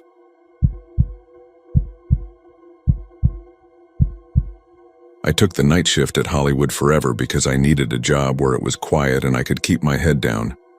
I was between apartments, sleeping in my car some nights, trying to get back on my feet after a breakup and an expensive mistake with an old motorcycle. A friend of a friend, Luis, said his cemetery was hiring seasonal grounds crew to prep for the summer screenings and keep the lawns neat. I figured it would mostly be leaf blowers, hoses, and pretending not to hear tourists tell each other ghost stories. The manager, Marla, hired me on the spot after I told her I don't drink on the job and I'm fine working nights. On my first evening, Luis did the quick tour in a golf cart with a squeaky front tire. We rode past the pond with the fat white ducks, the palm trees that looked like someone drew exclamation points across the sky, the Fairbanks lawn where they show old movies on warm nights. Paramount's water tower floated over the back fence like a moon. It was late spring, still cool after dark. The city was a low electric hum on the other side of the walls. Luis was one of those guys who can talk without making you feel like you have to say much back. He's short, built like a middleweight, tattoo on his forearm that says Mama in Old English. He kept pointing things out, sprinkler boxes, electrical panels, headstones tourists ask about, and mixing in real instructions with little warnings that sounded like jokes. "That's the Abbey of the Psalms Mausoleum," he said, steering around a corner. "You'll hear a door slam there at 3 if the wind's right. Ignore it. And there, see the granite slab by the jacaranda? That used to be the bloodstone." I laughed because I thought I was supposed to. "The what?" "Blood-stained stone," he said. Back in the 90s, old caretaker named Ephraim found one headstone that kept showing up with a dark red stain along the bottom, like someone poured wine under it and the rock was wicking it up. He'd scrub it, bleach it, pressure wash it. Every dawn it was back. Supposedly smelled like a penny jar. Visitors complained. Management removed the stone years later. When they opened the ground, nothing inside. Coffin-sized hollow, like something got pulled out from below or never put in. "Cemeteries are full of mix-ups," I said a little too quickly. "Records get wrong. Families move people." Luis nodded. "Sure, we tell people that. But ask Ephraim. He says he heard knocking from underneath one night. Real slow. Real polite. Come on. I'm not saying it's blood. Could have been iron in the water, rust from rebar, something like that. But the smell, he tapped the side of his nose and made a face. Rotten metal. If you ever catch that smell and don't know where it's coming from, just walk the other way. The cart rattled along the lane. I looked at the jacaranda he'd pointed to. Purple blossoms were just starting to pop like drops of paint. I didn't see any special stone, just a low granite ledger flush with the grass and a neat rectangle of darker sod. But I didn't say anything. I wanted to keep this job. I told myself that cemetery guys tell stories the way bartenders do, part boredom, part hazing. My first week was easy. Nights were mostly sprinklers, picking up wrappers after screenings, moving cones and signs, checking padlocks. I liked the quiet. I liked how the city thinned out to distant sirens and the whoosh of tires on Santa Monica Boulevard. I liked how the names on the stones, some famous, some not, made my own problems feel smaller. The only scary part was the raccoons who acted like they owned the place, and one security camera by the chapel that sometimes showed static for a few seconds at exactly 3:07 and then came back clear like nothing happened. Marla ran the day crew, but she'd stick around late sometimes to finish paperwork in the tiny office by the flower shop. She was blunt and practical and had a voice like a radio host who'd smoked for 30 years. Don't chase anyone, she'd told me. If someone hops the wall, call Dale, don't be a hero. Also, no viral videos. If you film anything weird, it stays on our drives. We do not feed the internet. Dale was the night guard. Retired LAPD, soft around the middle but with cop eyes that didn't miss much. He'd make rounds with a big ring of keys and a mag light. He had his own stories too. Kids sneaking in for dares. A guy who tried to sleep under a hedge for a week and woke up shivering every night for no reason he could explain. Cemeteries. Collect people, he said to me once, leaning in the doorway of the office while I filled a water jug. Not just the ones you think. Lost ones. People who come here to feel something and end up feeling the wrong thing. The blood-stained stone didn't come up again until the second Thursday. It was one of those LA days where a thin, warm rain falls for 10 minutes and makes the air smell like wet dust. I came in just before sunset and found Luis with a stack of towels and a bottle of enzyme cleaner, making a face. Got a complaint, he said. Section G, near the ficus. Lady said her shoes got stained on a flat stone that looked wet, but it hadn't rained there yet. He tossed me a towel. Come see, new guy. If we both see it, I'll feel less crazy. We walked out past the pond and the rows that looked like chessboards for giants. The clouds had already thinned to a violet smear. Traffic hissed beyond the wall. In Section G, under a late sun, I smelled it before I saw anything.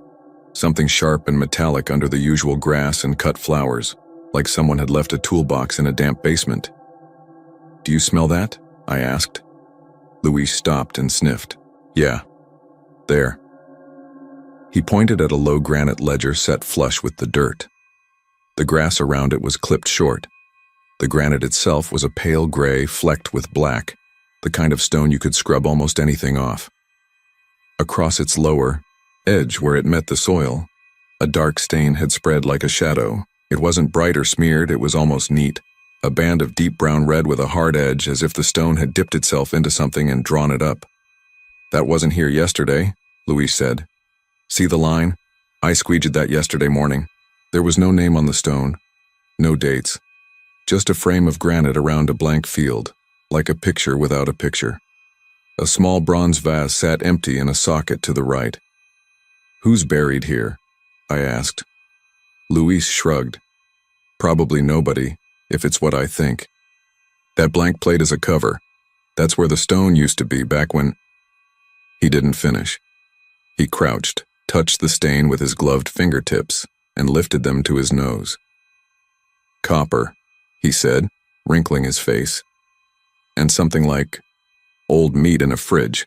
Maybe it's a busted irrigation line, I said, even though I didn't see any water. The grass wasn't wet. The dirt at the edge looked dry and compact. Maybe, he said. Get the spray. We sprayed and scrubbed. He used the enzyme cleaner while I took a brush and poured water from the jug. The stain lifted reluctantly, lightening to a faint shadow. The smell didn't go away, it just seemed to move like we were smearing it thin. A couple walking a small dog slowed down to stare. The dog planted its feet and wouldn't come closer. When we finished, the stone looked normal, if a little damp along the edge. "Picture it gone," Louis said. "Take a mental snapshot." "I got it," I said. "Now wait 12 hours. I slept badly that day. When I dreamt, it was of a hallway lined with file drawers that kept sliding out and whispering. Around 2 a.m., Dale radioed me to help him move barricades after a delivery truck left them blocking the wrong path. We passed Section G on our way back. No rain, no sprinklers. Our shoes were loud on the gravel. I pointed without meaning to. There. The stain had returned. In the beam of Dale's flashlight, it looked darker than before, almost glossy, as if the stone had put on a fresh mouth of lipstick at its base and was smiling at us from the ground. The smell was worse too, the sharpness of pennies with a sweet, spoiled halo. Dale didn't say weird or ghosts. He crouched and looked for footprints, drips, any kind of mess. He sniffed once and pulled back like he'd licked a battery. "Don't touch it," he said. "Leave it till morning. Document it. Marlo will decide." I took pictures on the work phone. Stain, no stain, stain again. I wrote the time and the weather in a little notebook, even though I knew it was stupid. At 3:07, the chapel camera went static for 3 seconds. When dawn lifted, the graves into that flat, honest light that shows every nick. The stain was still there. Marla stood over it with her arms crossed, looking like someone had keyed her car. She called the number on a laminated card and spoke in low, irritated tones. "Yes, again. Enzymes didn't hold." "No, there's no positive ID on a burial there." Yes, the cover is blank." "No, it's not sprinkler rust. I know what sprinkler rust looks like." She hung up and squinted at me. "You like talking to old people?" she asked. "Depends," I said. "Good. Go ask Ephraim what he remembers." Ephraim lived in a small studio tucked behind the chapel, part of a row of crew quarters nobody used anymore. He kept the place tidy and smelled faintly of mothballs and cedar. He had a white beard and eyes that had seen enough of everything to stop being surprised. He poured me a glass of sun tea and apologized for talking slow. "People have such hungry minds," he said when I asked about the stone. "They want to be told this or that is haunted because clean answers are comforting. But a lot of what I saw here was more like a draft that never stopped, even when you close the window. It's not a thing, it's a lack." He told me the story in pieces, pausing to run a thumb along his cup. He'd started at the cemetery in 1989. Back then, he said, there'd been a headstone in Section G for a woman named E. He didn't want to say her name out loud because he'd promised a relative he wouldn't who had died in 1934. "One of the forgotten ones," he said. "Not a big star. A chorus girl, I think, or an extra. The studio paid for it. The stone was modest. Her name, the dash, the dates, and a little carved star. One morning, he'd found the bottom edge of the stone dark, like it had been licked by fire or soaked from below. He'd wiped it off with his sleeve. The next day, it was back. He tried everything. It always came back. Visitors complained about the smell. A woman fainted and accused him of some stunt to sell tickets to film screenings that weren't even happening then. "And then the thing with the smell," I said, prompting him. He nodded. "Iron and meat. The first time I smelled that exact mixture was on the day we took the stone up. Management wanted to move it to the conservatory and test it, thought maybe minerals in the soil were reacting with the polish. We had a backhoe and we were careful, but when we lifted it, there was no coffin, no concrete liner. Just a neat coffin-shaped cavity in the soil that didn't collapse. The sides were smooth like someone had baked a loaf and pulled it out, while the crumbs stayed perfect. I put my hand on the air above it and it felt cold in a way that wasn't the air around it. "What did you do?" I asked. I said a prayer, because I didn't know what else to do. We put plywood over it and later a blank cover. The smell faded. We told anyone who asked that the burial had been moved by the family. Some did get moved back then, but I never saw a bill of lading for that one. And I never forgot that when the stone was gone, the stain stopped. Until now, I repeated because it made my mouth feel less dry. He looked past me, out the little window where a sliver of lawn glowed. Sometimes when you take a lid off a pot, the steam doesn't leave. It just waits. I didn't plan to go back to Section G that night, but my feet took me there anyway. It's like scratching at a spot on your gums even though it hurts. The sky was clear, the stars drowned by the city. I stood a few yards away and listened. You wouldn't expect a cemetery to have much sound, but there's always something. The ducks muttering, palm fronds ticking, the big freeway a constant breath. I told myself I'd stand there for 5 minutes and then keep making rounds. My radio crackled with Dale's voice. "All good, kid?" "All good," I said. "Just checking G." "G's good," he said. "Stay off the turf if sprinklers pop." "Copy." They didn't. The grass was dry under my boots. I edged closer. The blank cover looked like any other rectangle of stone cut to fit. My eyes kept flicking up like I'd see someone walking between rows. It felt rude to stare too long at the ground. A smell rolled over me. Faint at first, then definite. A penny held in your mouth too long, spit mixing with metal. Under it was the faint sweetness Ephraim had mentioned, like the air in a sealed fridge with a package of meat in the back that had turned gray. I stepped back because the body always steps back before the mind. The smell had a direction, which sounds ridiculous but is true. It came from the seam where stone met soil. Something wet glimmered in the small spill of light from the path lamp 20 feet away. Not a puddle, more like the stone had exhaled and left a breath print. A line, darkened along the edge, first a thread, then a stripe, seeping up from where no liquid was, the way a napkin draws coffee through a cup's crack. In less than a minute it reached the same height as the morning, a precise band along the base. In another minute the smell was inside my mouth, coated on my tongue. I don't know why I whispered, "Hello," but I did. My voice sounded like it belonged to someone being careful not to wake a baby. I wasn't trying to be a hero, but I also wasn't going to back up without doing the thing you do to prove to yourself a thing is ordinary.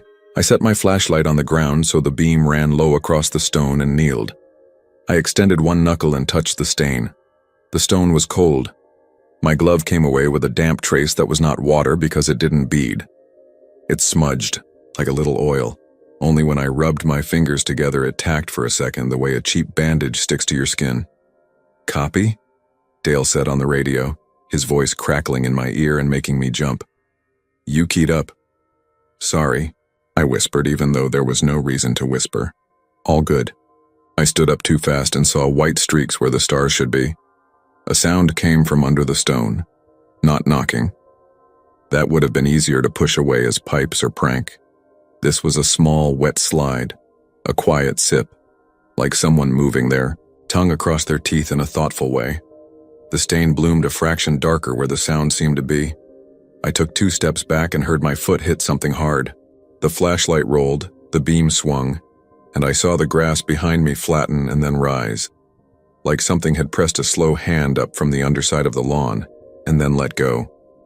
My mouth filled with the taste of pennies so strong I gagged. I bent to grab the flashlight, but my fingers didn't want to go toward the ground. They wanted to grab the radio and call Dale and tell him to bring anyone and everyone. I did neither for a second that stretched. Then the ground opened, not like a sinkhole swallowing me. It unsealed along the seam where the blank cover met soil, a sighing sound, and a seam of black appeared, perhaps an inch wide, then 2, a delicate smile under a stone mouth. Cold air spilled up, dry and winter cold, as if a freezer lid had been cracked in July. My breath smoked. The smell came with it, so thick I coughed. The radio hissed, warped for a second, and I heard a voice that wasn't Dale's say in my voice. "All good." I am not the person who sticks his face down to look. I am the person who takes 3 steps back, calls the guard, and goes to the office to pull up the camera. That's what I did. I backed up until my calves hit the path. Then I turned and walked fast, not running because running in a cemetery at night feels like something you can't come back from. Dale met me halfway like he had been coming toward me already. He took one look at my face and didn't make fun of me. We walked back together, lights low. The seam was closed. The stain looked like a dark smile again, but a shut one. The temperature felt normal. I could still taste the metal. "You're white as a sheet," he said quietly. "Well, whiter." "You ever seen the ground open there?" I asked. "Not open." "You heard anything from under?" "Not anything I liked." We stood there a silent minute like two guys at a bus stop who don't know each other, but know they're waiting for the same bus and hope it never comes. Then he said, "Document and leave it for daylight, kid. I'll sit here a while." I went back to the office and pulled the camera for that section. The view was mostly a high angle of grass in the top corner of the slab. I watched myself walk up, kneel, stand, step back, flinch at the radio. When I backed into the light and the beam rolled, the frame shivered like heat waves, and for a second there was a black line at the seam that might have been a shadow, or might have been nothing. The microphone didn't catch the sip or anything like it. At 3:07, the chapel camera staticked for 3 seconds like always. We left the stain that day. In the morning, Marla took one look and told us not to scrub it. She called someone above her, and after a while an email came from someone above them.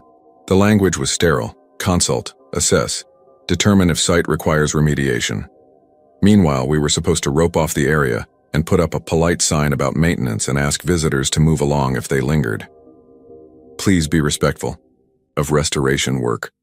The business of death still has a business plan. People did linger. A pair of teenage girls with matching eyeliner dared each other to crouch and sniff. They both made the same face of surprise and revulsion, and then laughed, too loudly to cover it. A man in a suit carrying takeout left the lane, stepped onto the grass and froze with his foot hovering just above the slab, the way you stop yourself from stepping onto a stage before the curtain goes up. He stepped back and walked away without looking down. Luis acted like it was an irritant, not a fright. "I hate when there's a thing," he said. "Because then everyone wants to come see the thing, and then we have to baby the thing, and then the thing spreads." He said spread as a joke, but the word stuck to the air. 2 mornings later, we found a second stain, not as dark, not as neat. This one bloomed along the edge of the path 10 yards from the blank cover, where a seam of granite pavers met compact soil. It looked like a damp underline, like a highlighter you forgot was red. The smell was weaker, but it was the same flavor of metal and sweet sour underneath. No standing water, no broken pipe. Whoever we were supposed to be waiting for to assess and remediate hadn't scheduled yet.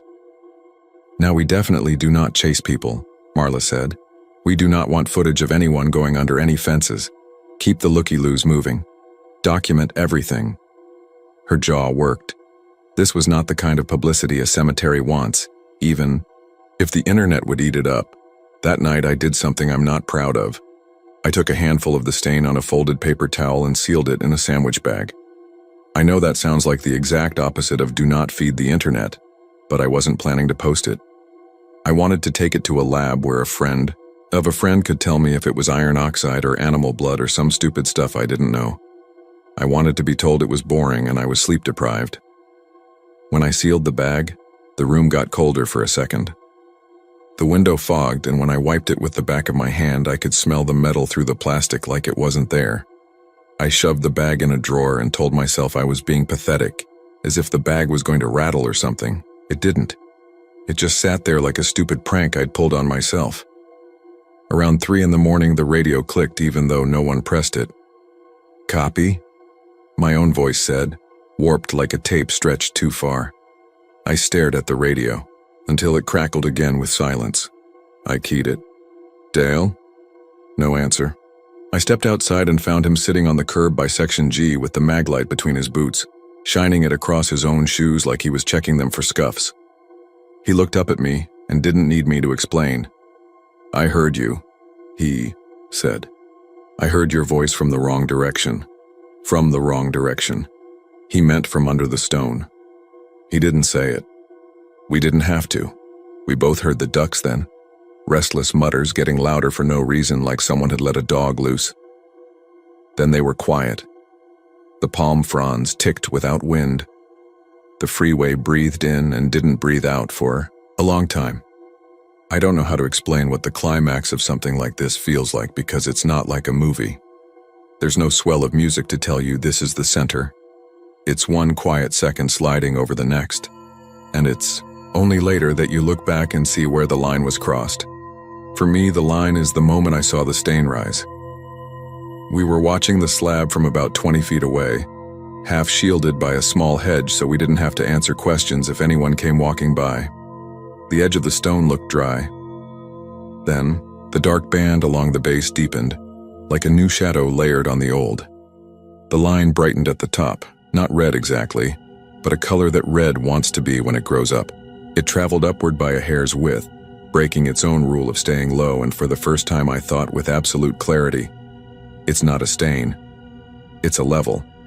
It stopped at maybe 2 inches, enough to be distinct in the dim light, and held.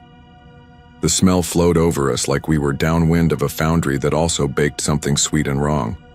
Then a sound came through the stone, not a sip, not a knock, but a voice, mine, speaking in a normal tone from under the ground saying, "All good," the way I had said it the first night.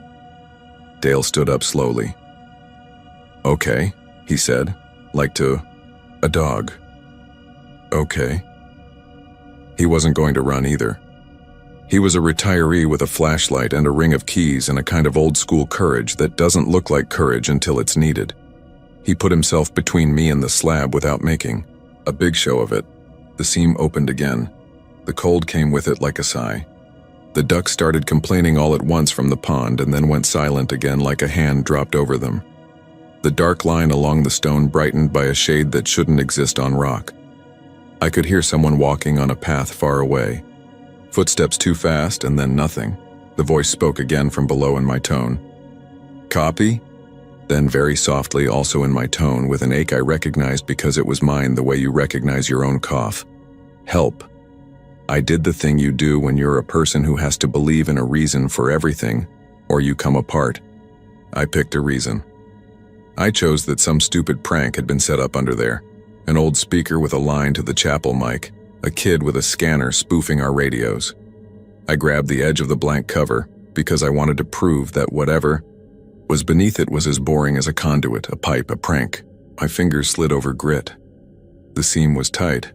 My nails scraped and a tiny flake of stone came up under one nail like a thorn.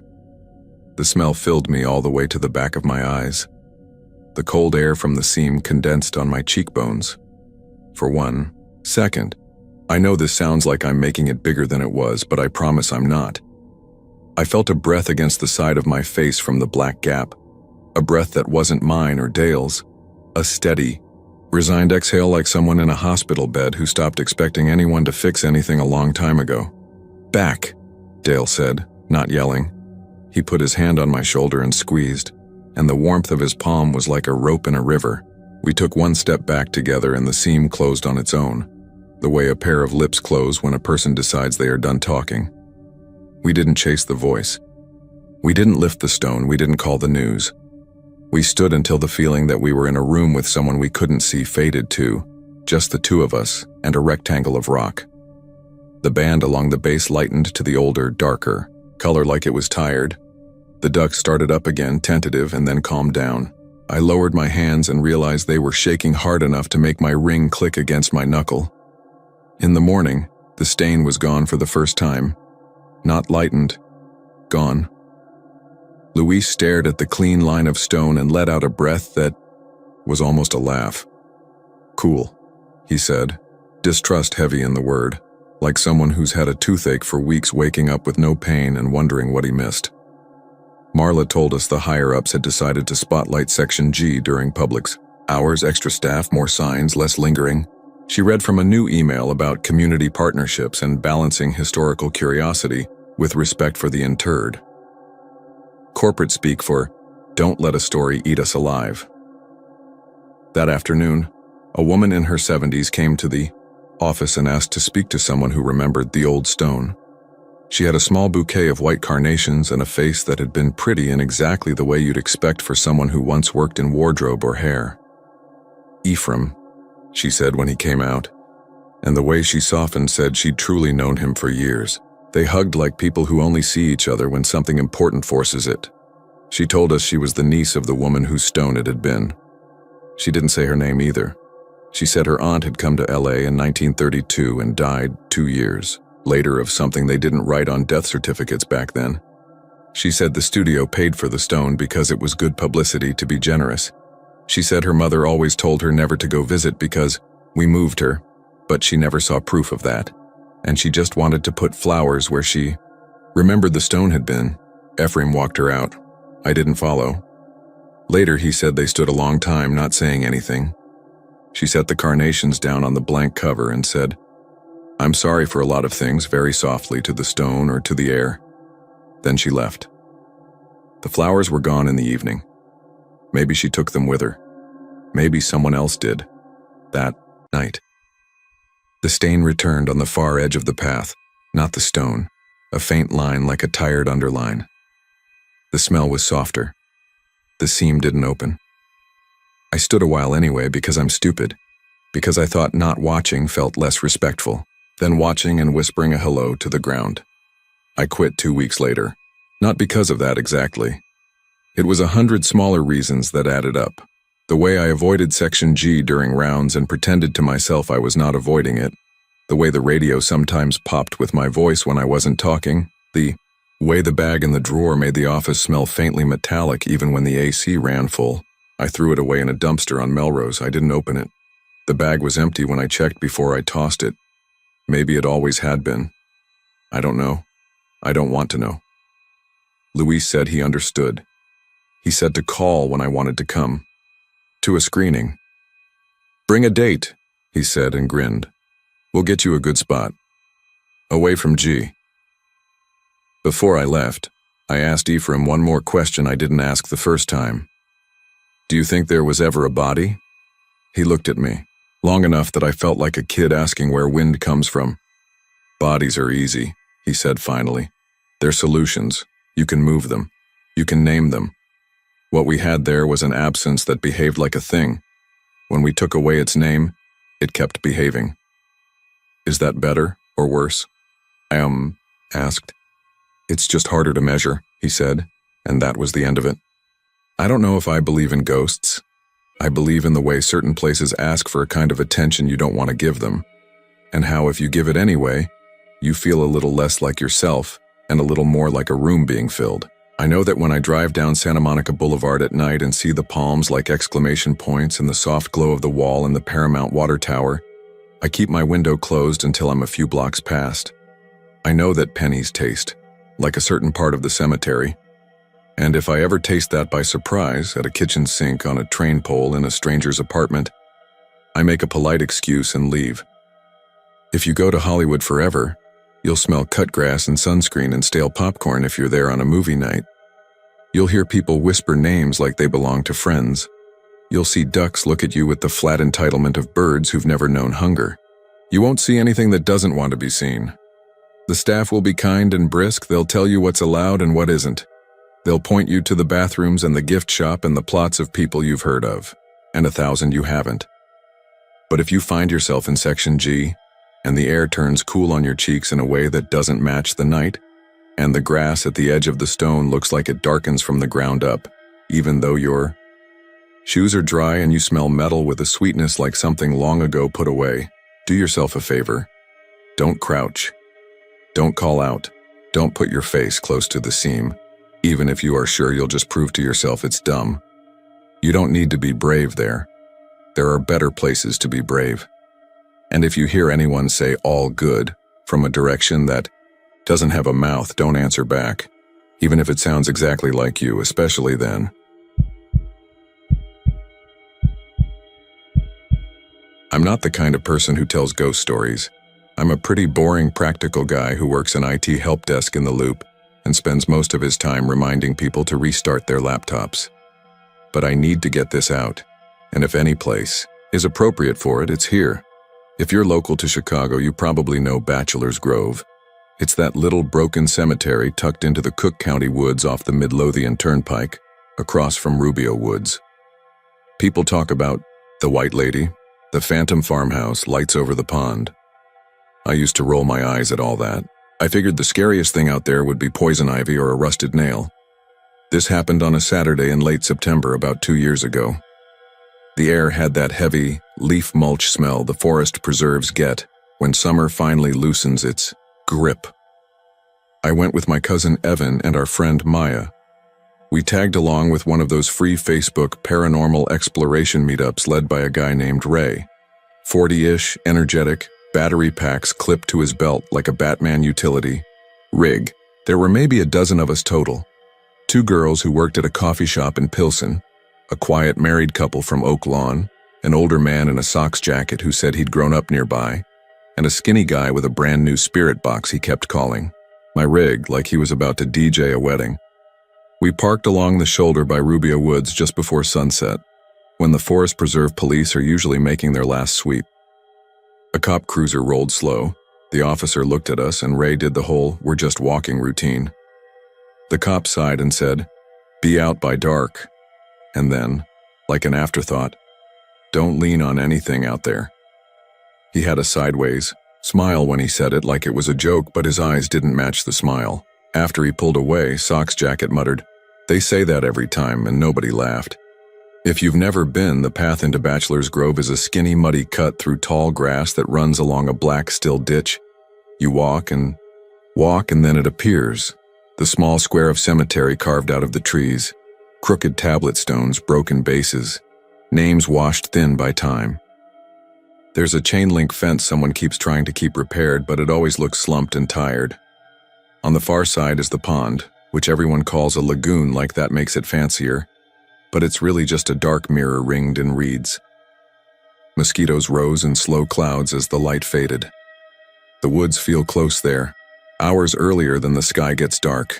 Sound gets absorbed, like the trees and the ground eat it. I told myself this was going to be an urban exploration thing. Take some photos, check out the vandalized stones, maybe catch a weird light and argue later about whether it was a firefly. Evan brought a handheld recorder because he works in audio and loves collecting room tone. Maya, she was in grad school then, sociocultural anthropology, wanted to see how legends grow. She said that like it wasn't a creepy way to spend a Saturday night. We were all in our 30s, not kids, not thrill seekers. We just wanted a story to tell. Ray did his spiel by the entrance. Respect the stones, don't climb on anything, don't litter, no Ouija boards, no provocation. "We're not here to taunt Grandma," he said. "We're here to observe." Then he clapped and grinned. "Let's split into smaller groups. If you get anything strange, shout." That last part landed weird in my head. Shout. It felt like calling the ocean and telling it to use its inside voice. We drifted to the back corner where a rectangular structure sat half sunk in weeds. The local shorthand always calls it the mausoleum, but it's not like the ornate marble ones you see in big city cemeteries. It looked like a small shed built of dark stone, stained with algae and graffiti. Someone had pried the heavy metal door off decades ago. Inside, it was just a windowless box with a damp concrete floor. Whatever had been stored there, bones, tools, nothing, was long gone. Still, everyone called it the mausoleum, and you could tell it had collected stories like burrs. Sock's jacket caught up with us and nodded at the structure. My older brother dared his friend to lean on it when they were in high school, he said. Buddy ended up at Palace with a ruptured eardrum, said it screamed at him. He doesn't come here anymore. He put a hand on the stone very lightly, like testing a hot pan. I don't lean. Not since. Evan rolled his eyes, not meanly, just habit. Sound can do damage, he said. You get enough pressure at the right frequency. He shrugged, like a physics teacher. But he kept his distance too. I can't pinpoint the moment the place got weird. It wasn't like a switch. It was more like the woods tightened around us a little at a time. The air lost its crickets.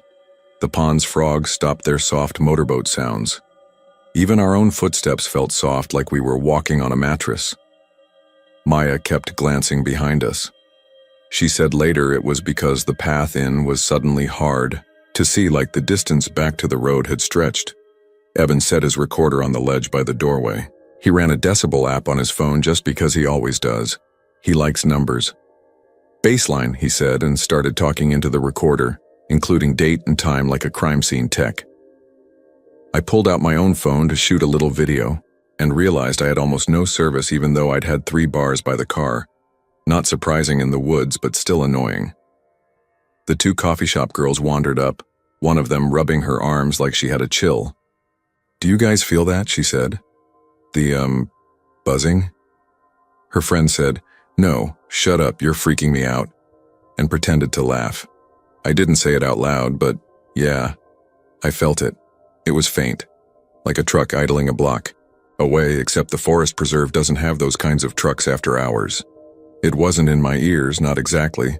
It was almost inside my chest, a very low, steady hum. It came and went in little waves. Evan crouched by his recorder and frowned, the way he does when something doesn't line up. "Weird," he said. "Noise floor's lower than out by the road, but I'm getting low-frequency stuff in bursts." He tapped his phone. "Like 40, 50 hertz. Too low for a scream." He grinned at me. "Relax." Ray's voice floated over the broken stones from the other side of the cemetery. "If anybody feels uncomfortable, step away. Don't push yourself." I didn't think he was talking to us, but the timing made me want to put my hands in my pockets so I didn't touch anything. Maya moved closer to the mausoleum and peered inside. "There's nothing in here," she said. "Nothing to hide. Behind, no speakers.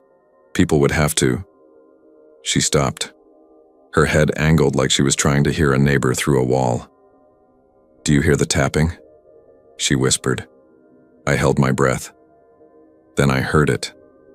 Faint, faint, like fingertips. On drywall, 1, 2, 3, then a pause, then 1, 2, 3, 4. The pattern was wrong for a woodpecker and there were no trees touching the structure.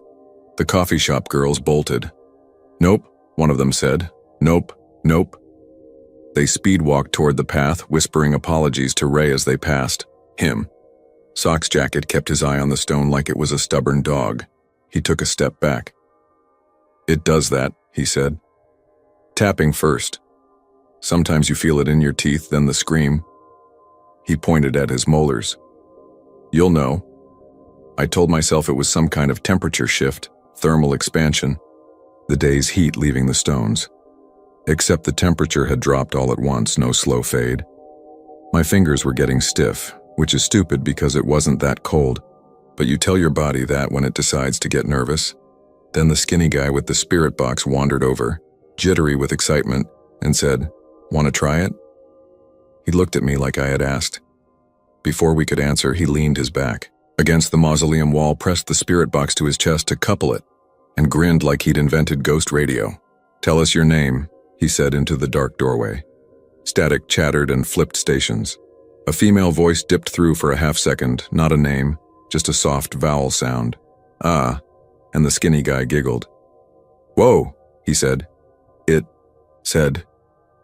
The scream punched through the stone. I say through because it wasn't like a shout from inside a room or from the woods. It was as if the sound originated inside the solid block and passed outward through it, the way heat does. From a stove, it wasn't a high Hollywood scream, it was a ripping pressure wave. It hit the skinny guy first because he was physically leaning on the wall. He flinched so hard the spirit box dropped and smashed into the dirt. His mouth made an O, his eyes watered, and he slid down the wall to his knees, hands clapped over, his ears not like he was trying to block noise, but like he was afraid something would leak out from the inside. The sound wasn't loud the way a car horn is loud, it was loud the way an airplane descent is loud, but inside your skull. Every hair on my arm stood up. My vision shuddered for a second, like the world dimmed and brightened. Evan shouted in a way I'd never heard from him, a raw sound. He bent double, hands to his left ear. Blood didn't pour, nothing like that, but I saw a dark dampness spread across his palm. Maya grabbed his shoulders and tried to pull him away from the wall, and instead the scream hit again. Another wave, a second tide, and dust puffed from the joints in the stone like breath from a sleeping animal's mouth in winter. "Back!" Ray yelled from somewhere. "Everyone back!" I took 2 fast steps and a half stumble, and I swear to you I felt fingertips on my spine. Not pushing me forward, not grabbing. Tapping. The exact same 1, 2, 3, pause, 1, 2, 3, 4 we'd heard moments earlier. The tapping traveled up between my shoulder blades. Not sharp pain, just Urgent. Evan made a sound like he was trying to hold his stomach in with his hands, though it was his ear, and Maya was yelling his name, and the skinny guy had fallen onto his side and was whispering, I'm sorry, to the stone like it was a person he'd bumped into. The scream stopped like a switch was thrown. The silence after it was thicker than any silence I've ever felt, like someone stacked soft furniture on top of us. We all stood there breathing. I could hear the pond again, the thin hiss of wind through the grass, the distant whoosh of a car on the turnpike. The world returned so fast it felt like whiplash. Hospital, Maya said to me, already pulling Evan toward the path. Evan's face was gray. It's weird, he kept saying, like he was describing a wine. Tasting. Pressure. It popped. Ray met us at the gate. Do you need me to call? He said, meaning an ambulance. We said no. We were closer to Palace by car than any waiting time out there. Ray pressed a folded napkin into Maya's hand and said, softly, it doesn't always do that. It's not your fault. He wasn't looking at Evan. He was looking over our shoulders at the mausoleum. The emergency room doctor said, barotrauma and spontaneous perforation, and this happens, with fireworks too. Evan tried to explain the scream, and the doctor gave us the polite Midwestern smile he probably used for every 4th of July patient. They put a little paper cone in Evan's ear, told him not to get water in it, and sent us home. The audiologist he saw later found a small tear in the membrane. It'll heal, she said. You're lucky. Evan nodded like he believed her and then asked whether you could measure a scream like pressure. She said sure, and he said, my app spiked to 119 for 2 seconds. She said phones aren't calibrated, which didn't answer the question. That night I lay in bed and felt the tapping against my headboard. 1, 2, 3, pause, 1, 2, 3, 4. I told myself it was the building, pipes, heat coming on. It wasn't cold enough for the heat. The tapping moved. It traveled. I felt it behind my knees, then my lower back, like a child under the bed pushing at random. I rolled over and pressed my palm to the wall. It was cool and smooth. The tapping sunk away like it had retreated to another room. The next day, Maya texted me a screenshot from a sound editor. It was the recorded moment of the scream, the part where, to our ears, a sound had flattened everything. On the waveform, it looked like a gap followed by low thunder. There's almost no high frequency in it, she said. It's like something removed the scream and left its shadow. Evan wrote, sounds can create standing waves in enclosed spaces. The stone could have. I don't know. Then he didn't text for a couple hours, which isn't like him, and when he finally did, it was just ear-ringing. Hurts. We agreed not to tell a lot of people. It felt too easy to ruin it, to smash it into a cheap scare story. But we went back a week later because Maya wanted more context and Evan wanted to try another recording from a distance. And I, idiot that I am, wanted to prove to myself that the world is ordinary. We went in the late afternoon this time, when sun makes the pond look like a dark coin. The cemetery was empty except for a family taking photos by the oldest stone. A mom with 2 teens who were already bored. No Ray. No gear. The woods were just woods. We brought flowers because it seemed respectful, though to what? I couldn't tell you. We didn't get close. We stood 6 or 7 feet from the mausoleum and waited. I felt fine at first. Then the hum started up again in my chest. Maya touched my elbow. Don't lean, she said, though I wasn't. The air felt like it had when we put our new front door in at my apartment, and before the insulation was set. Draft, where there should be none. Evan turned on the recorder and set it on the ground, not on the wall. If you want us to go, he said, actually said this out loud in his normal voice like we were at a neighbor's door. We'll go. We brought flowers. He set the flowers by the corner. Nothing happened. Good, I told myself, it's a cool legend, that's all. Then someone, a woman's voice far back on the trail, called, "Hello?" And the hum stopped. Evan said, "Okay," very quietly, and we all started to walk away. After we'd taken maybe 5 steps, we felt the faintest tremor under our feet, like a very far train. The kind of thing you can convince yourself you imagined. The tapping surfaced once, twice, from the ground, instead of the wall. I don't know how to explain how I knew it wasn't telling us to leave. It felt like someone inside a locked room putting their palm to the door, not to push it open, but to remind themselves there was something solid on the other side. We didn't go back for a while after that. Life filled up. Maya had field work. Evan's ear healed mostly. He still gets tinnitus sometimes, not a whine but a flanging like a voice through a fan. I took a later shift at work for a few months, riding home after midnight on the Orange Line. I learned which end of the cars were quiet, which drivers took corners soft. Here's the part I haven't told anyone but them. It followed me. Not every night, not consistently. I work on the 17th floor, and sometimes the elevator took a breath before the doors opened and I felt the tapping travel up the inside of the car's back panel. 1, 2, 3, pause, 1, 2, 3, 4, thin. As the memory of a touch. I'd step forward without meaning to, just a hair, like I was expecting hands to move me. In my apartment, I stopped leaning my head against the cool wall when I read. At work, I found myself pulling my chair a half-inch from the desk so the back didn't rest against it. You don't realize how much you lean on things until you try to stop. The world is built for backs to find walls.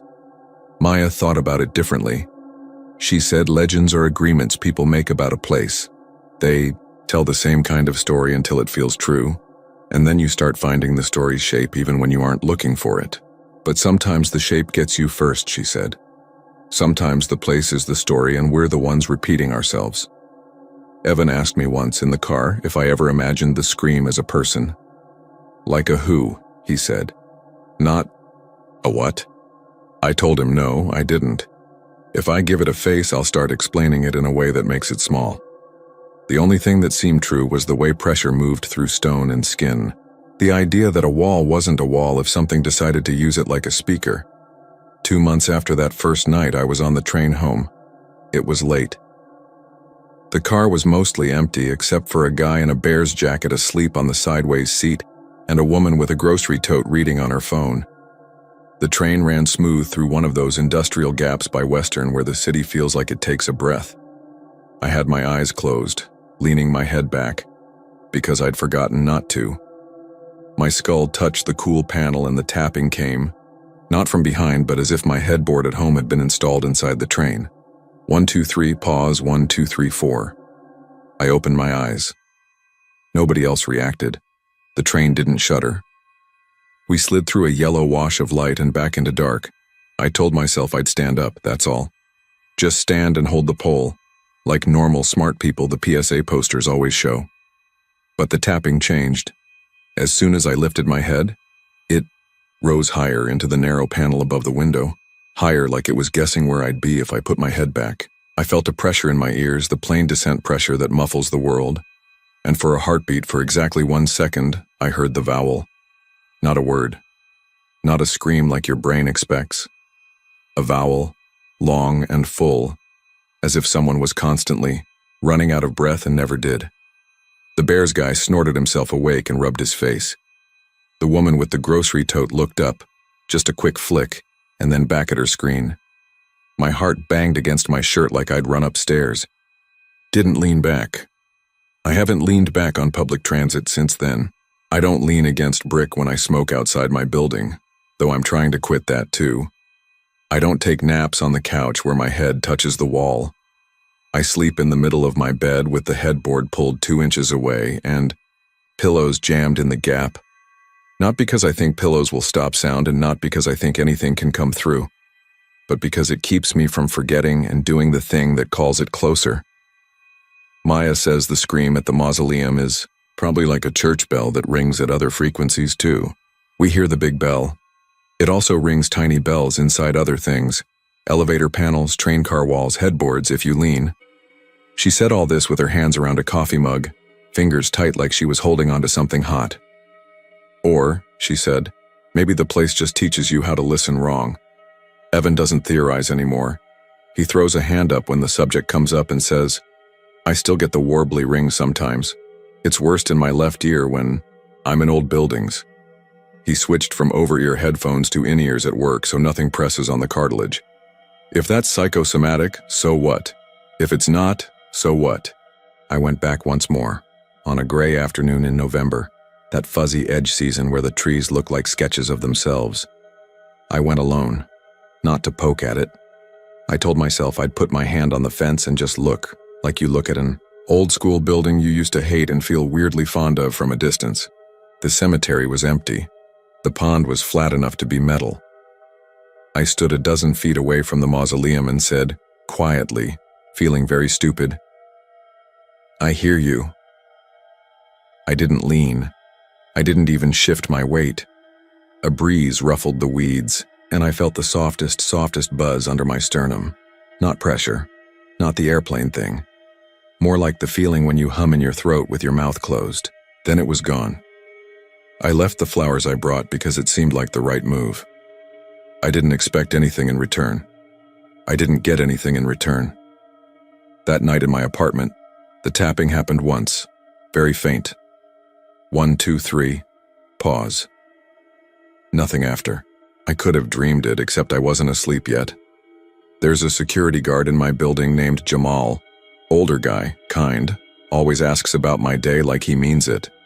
He told me they got a new camera installed by the 17th floor elevator because the old one kept glitching. Noise in the feed, he said. Looks like interference, but only when people lean on that back wall while they wait. Like the panel draws static from them. He laughed. Tape a sign on there, no leaning. I laughed too, more than the joke deserved. People always ask for advice at the end of these posts. Do, don't. If you're expecting some ironclad rule that will keep you safe, I'm not your guy. The only thing I know is this. There's something about that mausoleum that doesn't respect surfaces the way we do. The scream isn't a voice entering your ear from the air, it's a pressure that turns whatever you're touching into a mouth for a second. It doesn't care whether that's stone or wood or the glass panel of a train or the bones behind your face. If you go, don't provoke, don't perform bravery, don't put your back against anything, not even for a photo. Don't give it the shape it needs. I still ride the orange line. I still work on 17. Life's too short to route every step around the fear that a wall might sing at me. But sometimes on cold nights I see someone on the train lean back, tired from a long shift, and rest their head on the panel with a sigh. And I catch myself watching them the way you watch a glass on the edge of a table in a moving car. I want to say something. It always feels dramatically stupid to say don't lean. Then the train takes a curve and the person sits forward a little and the moment passes, and no one screams. And I ride home to a quiet apartment where the headboard is 2 inches from the wall, and the silence has a weight to it I never noticed before. And every now and then, for no clear reason, I hear a breathless vowel far away and feel a soft tapping on the inside of whatever I've trusted to hold me up.